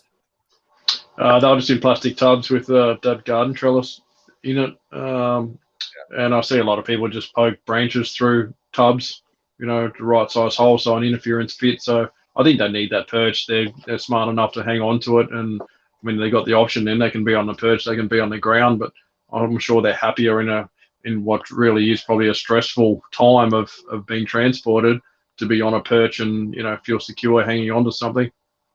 Yeah. I guess when it's dark inside a box like that and they can't see much movement outside, you know, it's just, you know, I don't think it'd be as stressful as having them lights and movement and stuff around them. And I think it's probably a far better way to keep them in a dark environment when you transport them than in a highly lit environment. So yes, Stelios is saying, I'm sure you guys know them down in South Australia. Hey lads, at work, but we'll definitely be catching up on Carpet Python TV once finished. Hello to all my fellow South Australians, Darren and Daniel. There we go. So he looks like he's a mover, and he looks like he's a mover. Yeah, he's one of the admins on the Facebook group that I do an admin on as well. Yeah, it's nice to see. It's nice to see there's still people out there that's really keen on, you know, really excited and really, you know, they part of the community and stuff. Have you got a local club down in South Australia, Darren? yeah, it's the SA Herpetological Community, and Stelios and myself and a couple of others are admins on that site, and we have social events, barbecues, that sort of stuff as well. So yeah, it's pretty good. That's the best. I used to love going to those social events with a sausage on the sausage sizzle and you know, walk around at the Ballarat Wildlife Park. We used to do that once every year over Christmas with the VHS. But I don't think that happens now. I see they. Sorry, we're a little bit off topic now, but I see that they actually have the VHS has got a meeting coming up in. I think it's on the 7th of July. I think it's the 7th, but it's the first one in COVID days. You know, for the last year and a half. So. Nobody be going anywhere up in Sydney, will they, Brent? No, we've just gone into 2 weeks lockdown, so yeah, boring times. But I don't know. It seems like a lot of the greenkeepers are a little bit more private than, you know, some of the carpet guys and Antaresia blokes all talk too much and, you know, waffle on with shit too much. But the green tree guys seem very, very quiet and private. You know, it's I know Brian Champion. He's helped me out with some setups and questions over the years, and absolutely beautiful collection. He sent me some pictures of some animals he's working with, and super humble guy. But they're not the guys out there.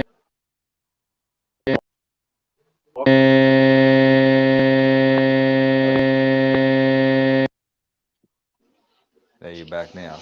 I don't know what that was. I'm back now. Yeah, sorry, phone just rang. Okay.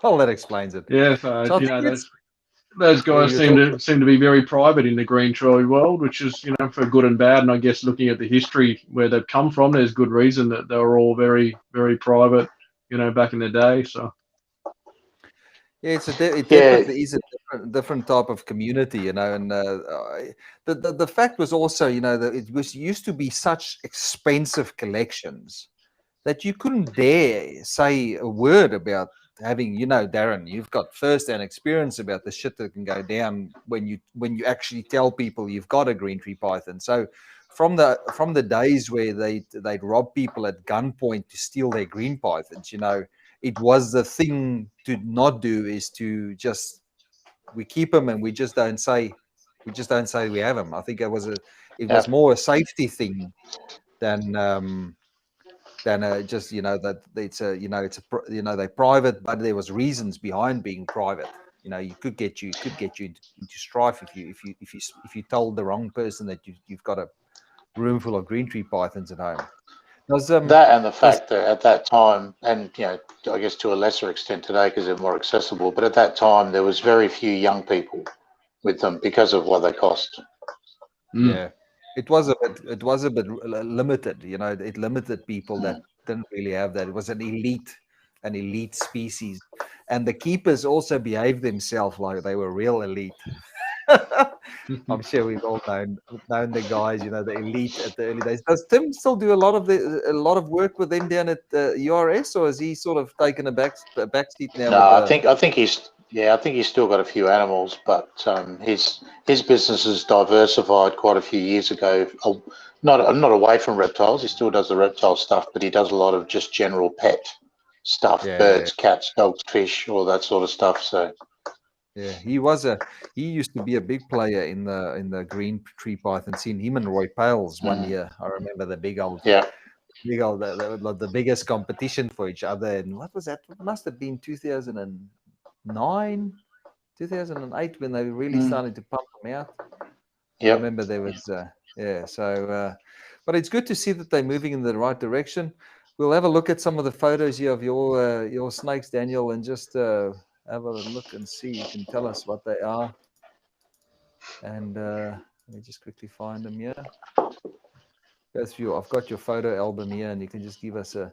So we spoke about the, you know, the fact that people are, you know, people like to tag their animals as specific locality animals, and I've no doubt that there would be animals from certain areas in Indonesia. You know, I mean, I've seen people, you know, label their animals as Bayak or Sarong or whatever. But I think it's better to say type. I don't know. We spoke about it. I just think I was quite involved in that side of industry in the early days when we weren't quite sure where they originated from.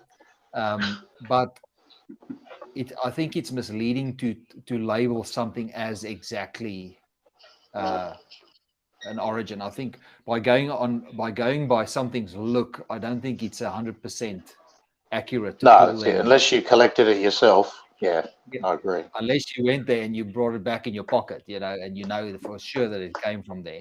But you know, like I'm sure that there would be guys that would know. You know, I'm sure there would be Aussies that went overseas and came back from holiday and would know where they bought them from. I know that it was a big industry in those in the late in the early 2000s. You know, it was the way to get what you couldn't find locally, because they were you couldn't find them in Australia. And then the local Aussie greens popped up in a collection, and then they were popular as well. And you know, that's all history. So let me just quickly check here. I'll find this and you can just talk us through it.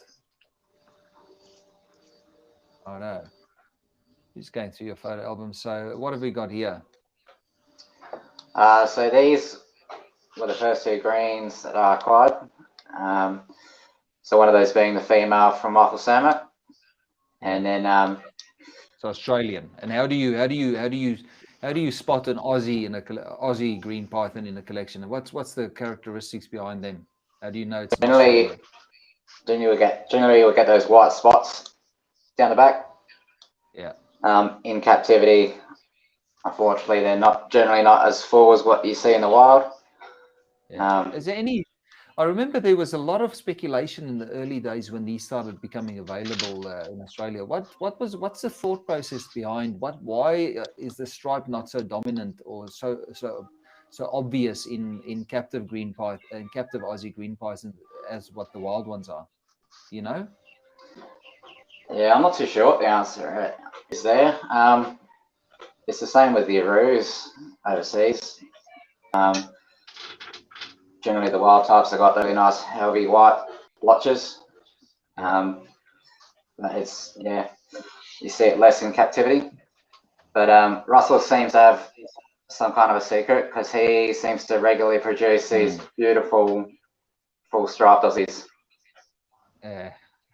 But he's been doing that for how many years? He would have gotten his first greens in 2008 around there. You know, I remember he showed me his. I don't think he actually showed me his green pie. He's very reclusive about them, but he told me about them. But he's been breeding them every year since he had his adults. So he's been he does really well. years. And I think age as well. I think they get the stripe the older they get as well. So what's next? What is this? So this male here I picked up from Simon Stone. The last few animals he had were the rest of his green tree pythons. And someone from one of the Facebook pages put me onto him that he had a few that he was ready to let go. Yeah. So I got in touch with Simon, and this is one of his holdbacks that he really liked. He was selling them as a sarong label, but they're definitely not sarong type. But I went there anyway, and it was just a beautiful animal. Those white blotches and the blues, it's really stunning. It seems to, like for me, it looks like it carries those Aru type characteristics, traits. Those white blotches, the blue, black tip tail. He did buy them up early days when he got involved in greens. He couldn't buy enough of them. I know he had a large collection of green tree pythons. He also did a lot of work with the green tree pythons in captivity. And there's the same guy from. Is it a male or a female? This one? This one's a male. So it's good to have that type of genetics. I really like the amount of white on that, and it's just scattered. Yeah, it's really nice. Beautiful snake. How old would that snake be? He's close to 4 years now. Okay, so good breeding size. And what's this one? That's a good shot as well. So this one was a red neonate that I picked up from a breeder, Darren Ford at Berserker Pythons. Yeah. He specializes in those designer type looks. Yeah. And this was a stunning animal, like red neonate, and it went through a really cool color change. And it's got some nice black flecks through it, and some yellows and blues. A little bit of, what do they call it? The mite face, yeah? Mite face. Let's see what's that. Is that the same guy? That's the same, yeah. It's a female. Oh, female, yeah. Beautiful. Like the black and the blue. The blue stripes are the sarongs are that's like the ones that Russell makes with the blue vertebral stripe. This one here is actually a yellow sibling to that red you just pulled up. Oh, okay. The ones that Russell, the sarongs that we spoke of before the show, they've got the blue pattern down the back, haven't they? Yeah, they're nice. Yeah, the blue vertebral stripe, and then the bars coming down the sides of the flanks. Fantastic animals. So do you have an idea of what's going on with this? Is it just so it's a sibling to the one with the black flecking on it? Yeah. This one's a female also. So you've got a few. How many girls have you got? How many girls would you say you've got? Definite girls. Is that the same one? Gee. Yeah, that's the same one there. Got 1, 2, 3, 4. about 6 females on hand. Is Brent still there? I'm here. I'm watching. Just very quiet. You're just sitting very still there. I thought you might have frozen. So what No, do I'm you know good. what do you know what locality yours is, Brent, or is it a locality type, or is it a mix, or what have you got? What are you working with? Sarong cross Aussie. Both of them the same. Yeah. Did they ever work out that might phase seemingly a random thing? It's obviously it's not like a recessive trait. I don't know. Not sure. Probably a good third of the clutch that I bred ended up getting black spots on them. Yep. But yeah, really don't know what the origins of their parents were. Yeah, no one seemed to have a definitive answer on which way it works. You know, whether it's just a polygenic trait or where it's coming from. That's the difference. Back then, people didn't want to say what the origins were, but nowadays they actually brag about it. Yes. Yeah. What is this? Is this going through a change, or what have we got here? This is the coffee owl female. So this is one of the survivors of those 5 neonates that Daniel was talking about earlier. Just the high yellow. One of the 2 that didn't prolapse. So you can just imagine the others might have ended up like this as well. Yeah, that's it. I'd like to make some more and find out. Well, we saw photos. We saw photos of the adults, and all of the adults were that colour. Yeah, no, Wow. that's a loss, though. Especially when you look at that, you go, "Oh God, I could have had 5 of them looking like that. That would have given you a far better potential to make all of them looking like that." You know, it's really good solid lines and color in reptiles. Really, the foundation is starting with good stock. You know, the chances get better if you start with great looking babies. If you start with great looking hatchlings, the chances of making great looking hatchlings from those snakes are 100%. You know, it's just one of those things. It'd be nice to see more of these. It'd be very nice to see more of these snakes. I don't know why I can't go forward now. My Facebook's playing up. I'll just go full screen again and see why.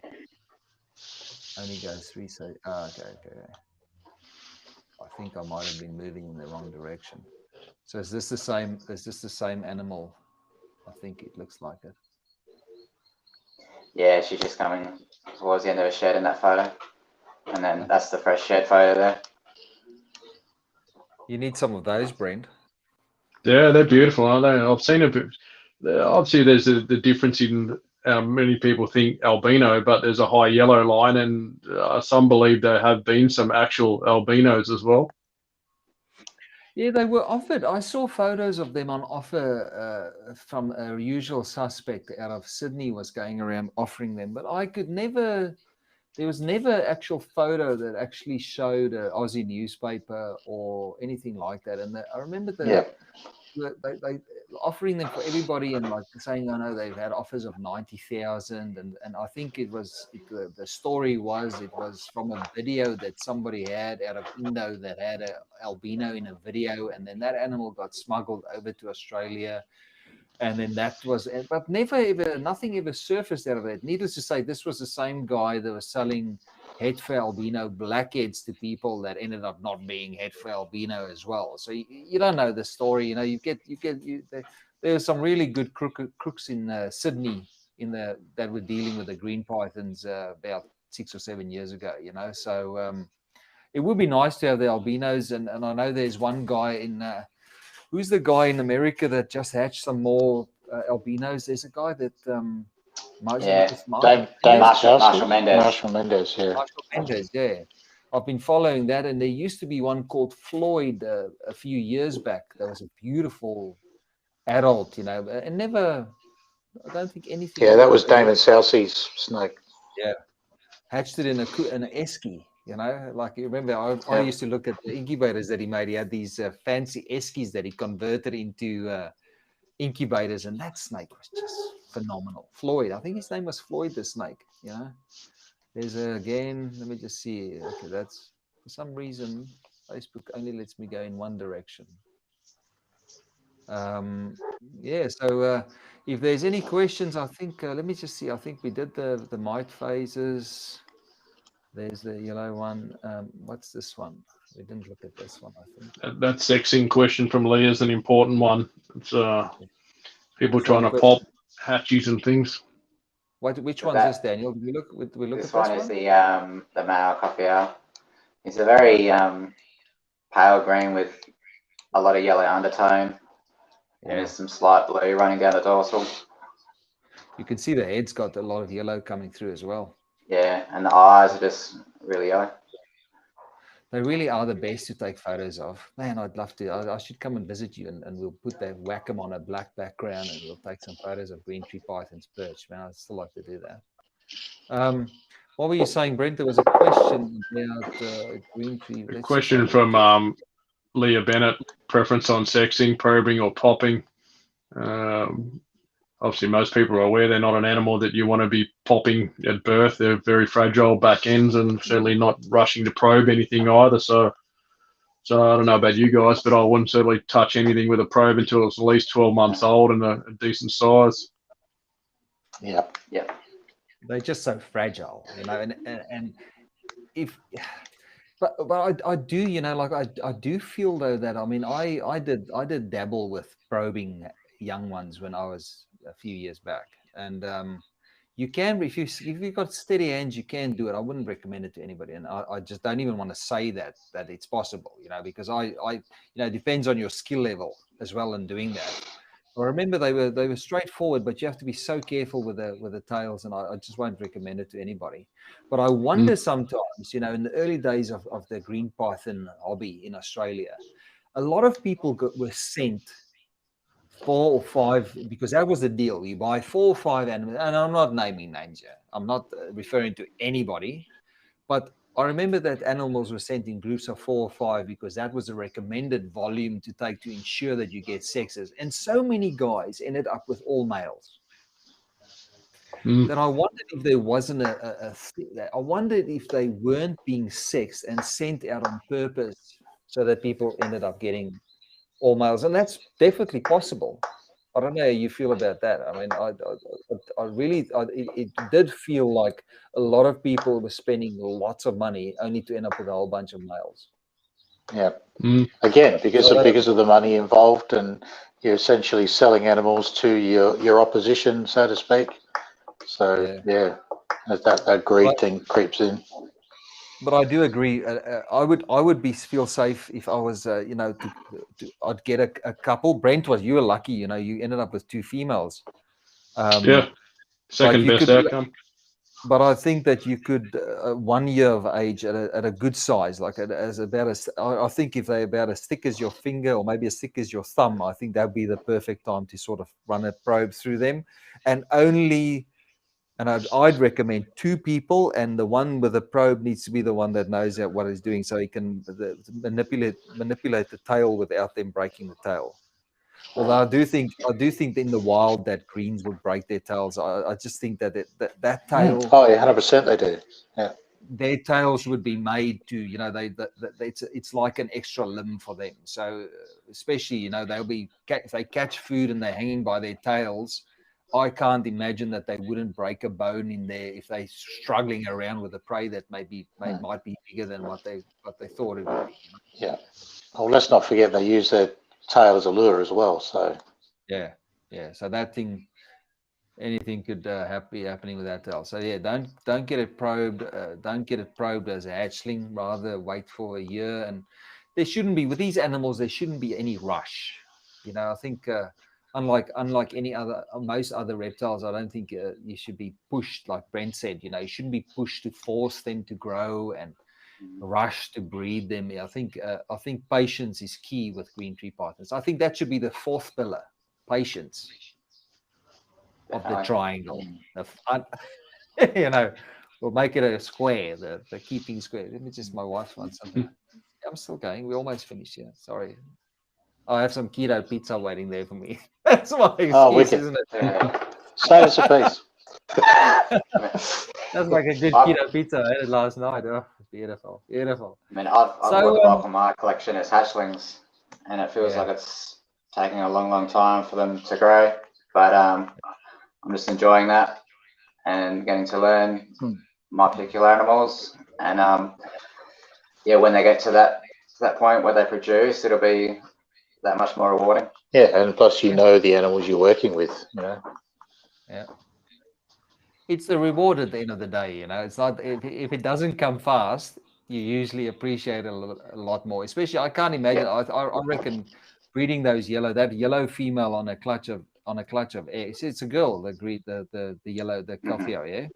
Yes. I can't imagine the photo with her. Just the sight to behold of a bright yellow snake coiled around a bunch of white eggs. That was so good, you know, so good. So I'll be busting out some dance moves. I say that. Hearing a scream all the way up in Victoria that happens down in South Australia. Yeah. So if anybody's got a question, if there's any questions, you can run them by us quickly. I don't want to drag it out too long. It's always been more than 2 hours. So I really just want to say thank you for chiming in. We haven't done a show on green tree pythons, and as you say, you know, a lot of the guys are very, very secretive about their. It's amazing to just see people opening up about their results so far. It's good to see that in Australia, at least, real results. It's a really good community. Like what I've noticed is everyone's willing to help each other out. Yeah. There's a lot of guys that I look up to, and they're always willing to take the time to talk to me and about anything I have to ask. That's really good. And you know, it used to be like that. It used to be like that. Yeah. Yeah, it is still very much like that. So the real quality animals, you won't see them on Reptiles Down Under or Reptile Classifieds. These guys, you know, you've sort of got to be in the circle to come across those animals, and that's the best way to buy them. You know, talk to the breeder, make sure they know their animals, they know what they're talking about. I'd say if you see a green python on Gumtree, steer clear, because believe it or not, they do pop up on Gumtree. You know. Here's a question. Sorry to interrupt you, Darren. There's a question I missed from Leah. She likes to ask lots of questions. Thank you, Leah. We do appreciate the people that actually ask questions. Yeah, we like it. We like people asking. So the question: what is one piece of advice you wish you knew or you were told about keeping green tree pythons? We'll start with Brent. Don't put them in bloody fish tanks. That's the number one fail. It's driving me nuts lately. I've had so many cases, not just of green trees, of all snakes. You know, it's get the setup right, do the research, think about the humidity. You know, Darren says be the snake. Make sure you're on top of it and you know what you're doing. That is the shirt we still need to release. Be the snake. You know, be the snake. I forgot about it. I got a bunch of t-shirts done a while back. I forgot about Be the Snake, and it would have been so easy to get done. I guess the operative word is fish. Fish in fish tanks. It's made for fish, isn't it? I mean, it's, I know some things you can keep in fish tanks that, you know, Zoomed sells like a starter kit, but you keep a lizard in there or a beardy or something basic, you know. Yeah, get a hermit crab. Daniel, what did you, if there was a tip that you needed to keep green tree pythons, what would it be? If you wish you knew before you started? Yeah, look, I guess probably one of my biggest learnings is if you are looking to acquire a younger animal, so you can experience the colour change, is really seek out a good breeder that's well established. You can clearly see that it's taken a lot of feeds, and you should even be able to see a video of some vigorous feeding. Because the last thing you want to do is get an animal that's not established, you're relatively new to it, and it's going to cause a lot of heartache. Yeah, that is important. And you, Darren, or what did you? You've kept them for the longest year. I'd say around the whole feeding regime. So, you know, once they're established feeders, you know, you've only got to walk into the room and stand in front of the rack, and they'll all be wagging their tails, going, feed me. Yeah. Resist that urge. Monitor that ratio between the intake and the amount of times they're defecating, and you should avoid most of those prolapse type issues. Yeah. Biggest tip I wish I had was to watch out for not to realize that they've got such big teeth and they're so accurate at biting you if you get in the way. Because you only need to get bitten by them. You know, I've been bitten by carpet pythons lots of times, and I don't like. I make it a point to carry hooks and not touch them. I just go. I don't like getting bitten. I just go. You know. But green tree, you only need to be bitten once by an adult green to really understand, you know, to stay away from that sharp end, because and it's not, I've never been bitten by a green python out of, you know, most of the times it was just because of food response, like you said, Darren. They will literally feed. A healthy green python would literally feed every time you bring a mouse into the room. Yep. You know. The other thing that I remember was what was the guy that passed away from cancer that had Rico Walder? Rico Walder, yeah. Rico Walder. I saw him. I saw it the conference up in Queensland in Cairns. That was the last time I was there. That's how I know what Cairns feels like. Because in 2010 they did a conference here, and Rico Walder came across, and and he did a talk, and I understood. I think he was talking about 250 adult green tree pythons that they were working with at Signal herpetoculture they were working Signal herpetoculture, yeah. And he was then talking about feeding routines with his green pythons, and they used to feed females. I think they had 30 meals they had a adult mouse, and then during building up to breeding season, they would have 2 adult mice in a week. Yeah. And the males would get like 25 feeds a year, and it was a mouse per feed. And that's how they ran there. And he was exactly the same. He said, smaller meals, they don't need that much. You know, as far as we know, I've realized now that we overfeed majority of the animals in captivity. You know, I think they do a lot better with less food, and food at the right time of year, because in the colder seasons they just switch off. You know, they barely use any energy. You know, they don't need any. They don't use any energy to survive. But that is one of the biggest tips that I would have liked to know when I started was, you know, the same feeding. You know, it's not necessary to feed them the big old rat or the you know, the fatty, you know, like mice, you know, something small, something like you said, you know, 2 feeds in between a defecation, you know, err on the side of caution rather, instead of walking in the whole intestines hanging out of its cloaca. That's the last thing you want to see with a green python. Yeah, and don't be scared to mix up the diet either. I mean, we know that certainly the Cape York animals, as adults, birds make up a large part of their diet. And now nowadays we've got access to quail and things like that. So don't be scared to mix up the diet as well. Yeah, and your idea about putting, what is it, quail feathers that you put in the chick down. I used chick down then. Quail weren't available back then, but little quail feathers would work just as well. Just had a frozen one in the freezer and just pinched a bit of down of it each time. The question for Brent. Can you see that question there? It's all but done. It must be nearly over, because I'm on the last drops now. I knew you had the cordial there somewhere. Yeah. So there was just one more thing here from Chris Fry. This last question. Question for Daniel: do you handle your GTPs? You go out and play with them? No, I don't. For me, I think that it's a visual animal to keep.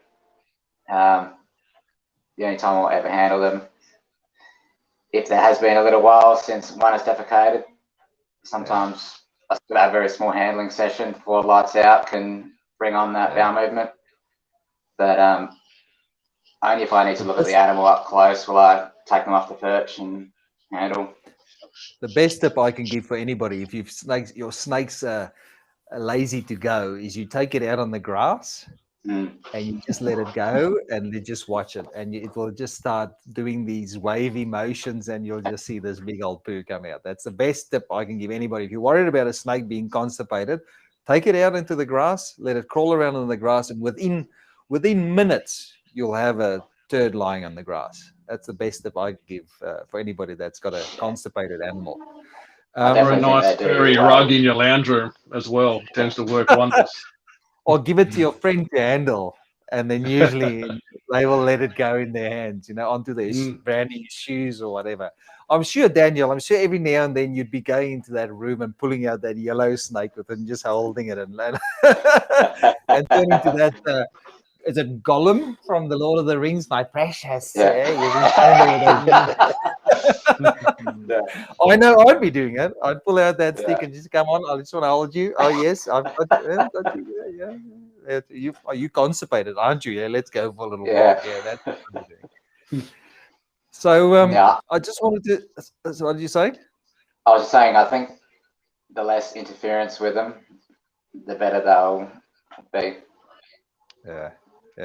I do agree. Like the less interaction you can have with your animals, and it's hard when you're just starting. The less interaction you can have, the better results in general. Brent, how many times do you go and play with your adult carpet pythons? And they work perfectly. Never. Breeding season comes. They just do better. They breed better. If you're a breeder, you should limit interaction with, like physical interaction with your animals. I think it's the best way is to just let them do what they do and introduce them to each other. There was another question though about keeping them together all year round.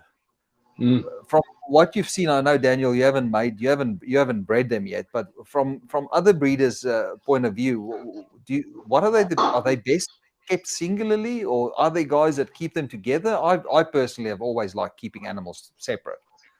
But I always kept mine singly. Yeah. Yeah, I think they're best kept singly and just put together when you introduce them. Yeah, I guess the other thing with green pythons are, do you really want them to bite each other? I've seen photos of animals that have innocently, males. You don't want to keep male green pythons because I've seen them tear each other up with those big teeth, and I think it's unnecessary risk keeping snakes together, especially when it comes to feeding, because they mistake food and movement, and then they've got each other, and they're constricting each other, and because they can feel the other one moving, they keep constricting, and to separate them is a mission. So I know somebody asked that question earlier. I just wanted to touch on that. So I wouldn't I would never recommend anybody keeping, especially snakes, together in a close vicinity when there's food or any type of, I wouldn't keep them together. Yeah. So I'm sure you'd get a better response from the male, bringing a male into a female's enclosure as well. A male that lives with a female forever, you don't get that initial contact. And, when boys go into girls' places, you see it all happens. They pick up those pheromones and, pick up the scent, and, it's a trigger to start breeding. So living together, you might not get that same response. Yeah. Okay, so I think it's been 2 hours now, guys. I just we'll call it quits. We could do another show at some stage about breeding and cycling and all that type of stuff. I guess it should be this time of year is the majority of guys have got their green pythons together now. Some people probably have gravid females already this time of year, because I know they go real early in the season, depending on where. It'd be egg laying season now for them. So I just wanted to thank you, all of you guys. Thank you for taking part in it. I really appreciate the guys that are always up for a chat about it. I know I'm always up for a chat about reptiles and amongst other things. Talk about a lot of things. Brent, as usual, my friend, thank you for chiming in. I know you've got pressing matters. Are you actually allowed to go to work tomorrow? Yeah, we're essential. Being part of the automotive industry, cars can't stop. So, and I don't think they're really restricting anyone this time as far as working. They're encouraging people to work from home if possible. Yeah. But it's not like that was first round where it's essential or not. So, but for me, no, life goes on. I'm essential. Nothing will change, as nothing changed last time. So, there's weirdo snake people that are normally locked in a room by himself anyway. So it's no real upset to my life. I prefer being locked up in a room with snakes. Yeah, avoid people at all costs. What is Daniel's got some technical difficulties there? I think his phone's just gone flat. Oh, that's all right. Right, but guys. Brent, you don't have to go to work. I mean, you're the boss. So, I mean, and you've got the State of Origin tonight, haven't you? Yep, certainly a big one coming up tonight for those who follow the NRL. So Blues might have a chance of winning a series, which is a rare event. Yeah. So maybe I'll be late tomorrow. Might be a couple of quiet drinks tonight. We'll see how we go. So good luck with your team. I don't know. You know, you probably support New South Wales, don't you? Or Queensland? Of course. And the lads from down in South Australia, guys, I really appreciate you guys coming. I don't know if Daniel can hear me, but probably listen back. Yeah, he's here. You can just read, but I don't think you can. Can you hear this? You can't hear me. Can you hear me? No. He won't be able to hear you, no. Yeah, just relay the message to him. I really appreciate you guys giving us some input about green pythons. I mean, you actively working with a good size collection. So thank you very much. To everybody that's watched the show, that sat through this. It's a little bit early. It's a little bit early for this. We don't normally do it this early. And I know people are up to start doing stuff on a Sunday, but it's usually afterwards where the views happen and stuff like that. I'll definitely get you guys on more especially Darren. I mean, you've got a wealth of knowledge, and like especially historic, you know, like oh, there we go, sharing is caring. There we go. Sorry about that, guys. Yeah, there we go. You're back. So Darren, I will definitely get you on a little bit more. Because I'm struggling to get the other guys all in one place because everybody's got their you know, they've got their kids or they don't have their kids. Yeah, Stuff, whatever. So it's hard to get everybody in one spot to do a show like this. But thank you for giving us some insight into your collection, Daniel, and good luck for the season, all three of you. I'll just be watching as usual. And yeah, it's going well so far. Thank you very much. Yeah. Well, I can't wait to see. I want to see some more of those nice little marbles that you made last season, Brent. I know Brent got some nice animals this week as well. You know, likes to stare at them at his work and everywhere. He surrounds himself. Beautiful. Yeah. And just to the guys that have watched the show, thank you for grinding through it with us. And hopefully you learned something new about green tree pythons. I think the bases are, you know, like Darren said, you know, is the food, the hydration, and the activity. That's the three most important things to keep green tree pythons happy. Is those, if you can manage to get those three things done, you shouldn't have any. And of course, the fourth big thing is to, you know, buy a good, solid, well started, well established is the way to go.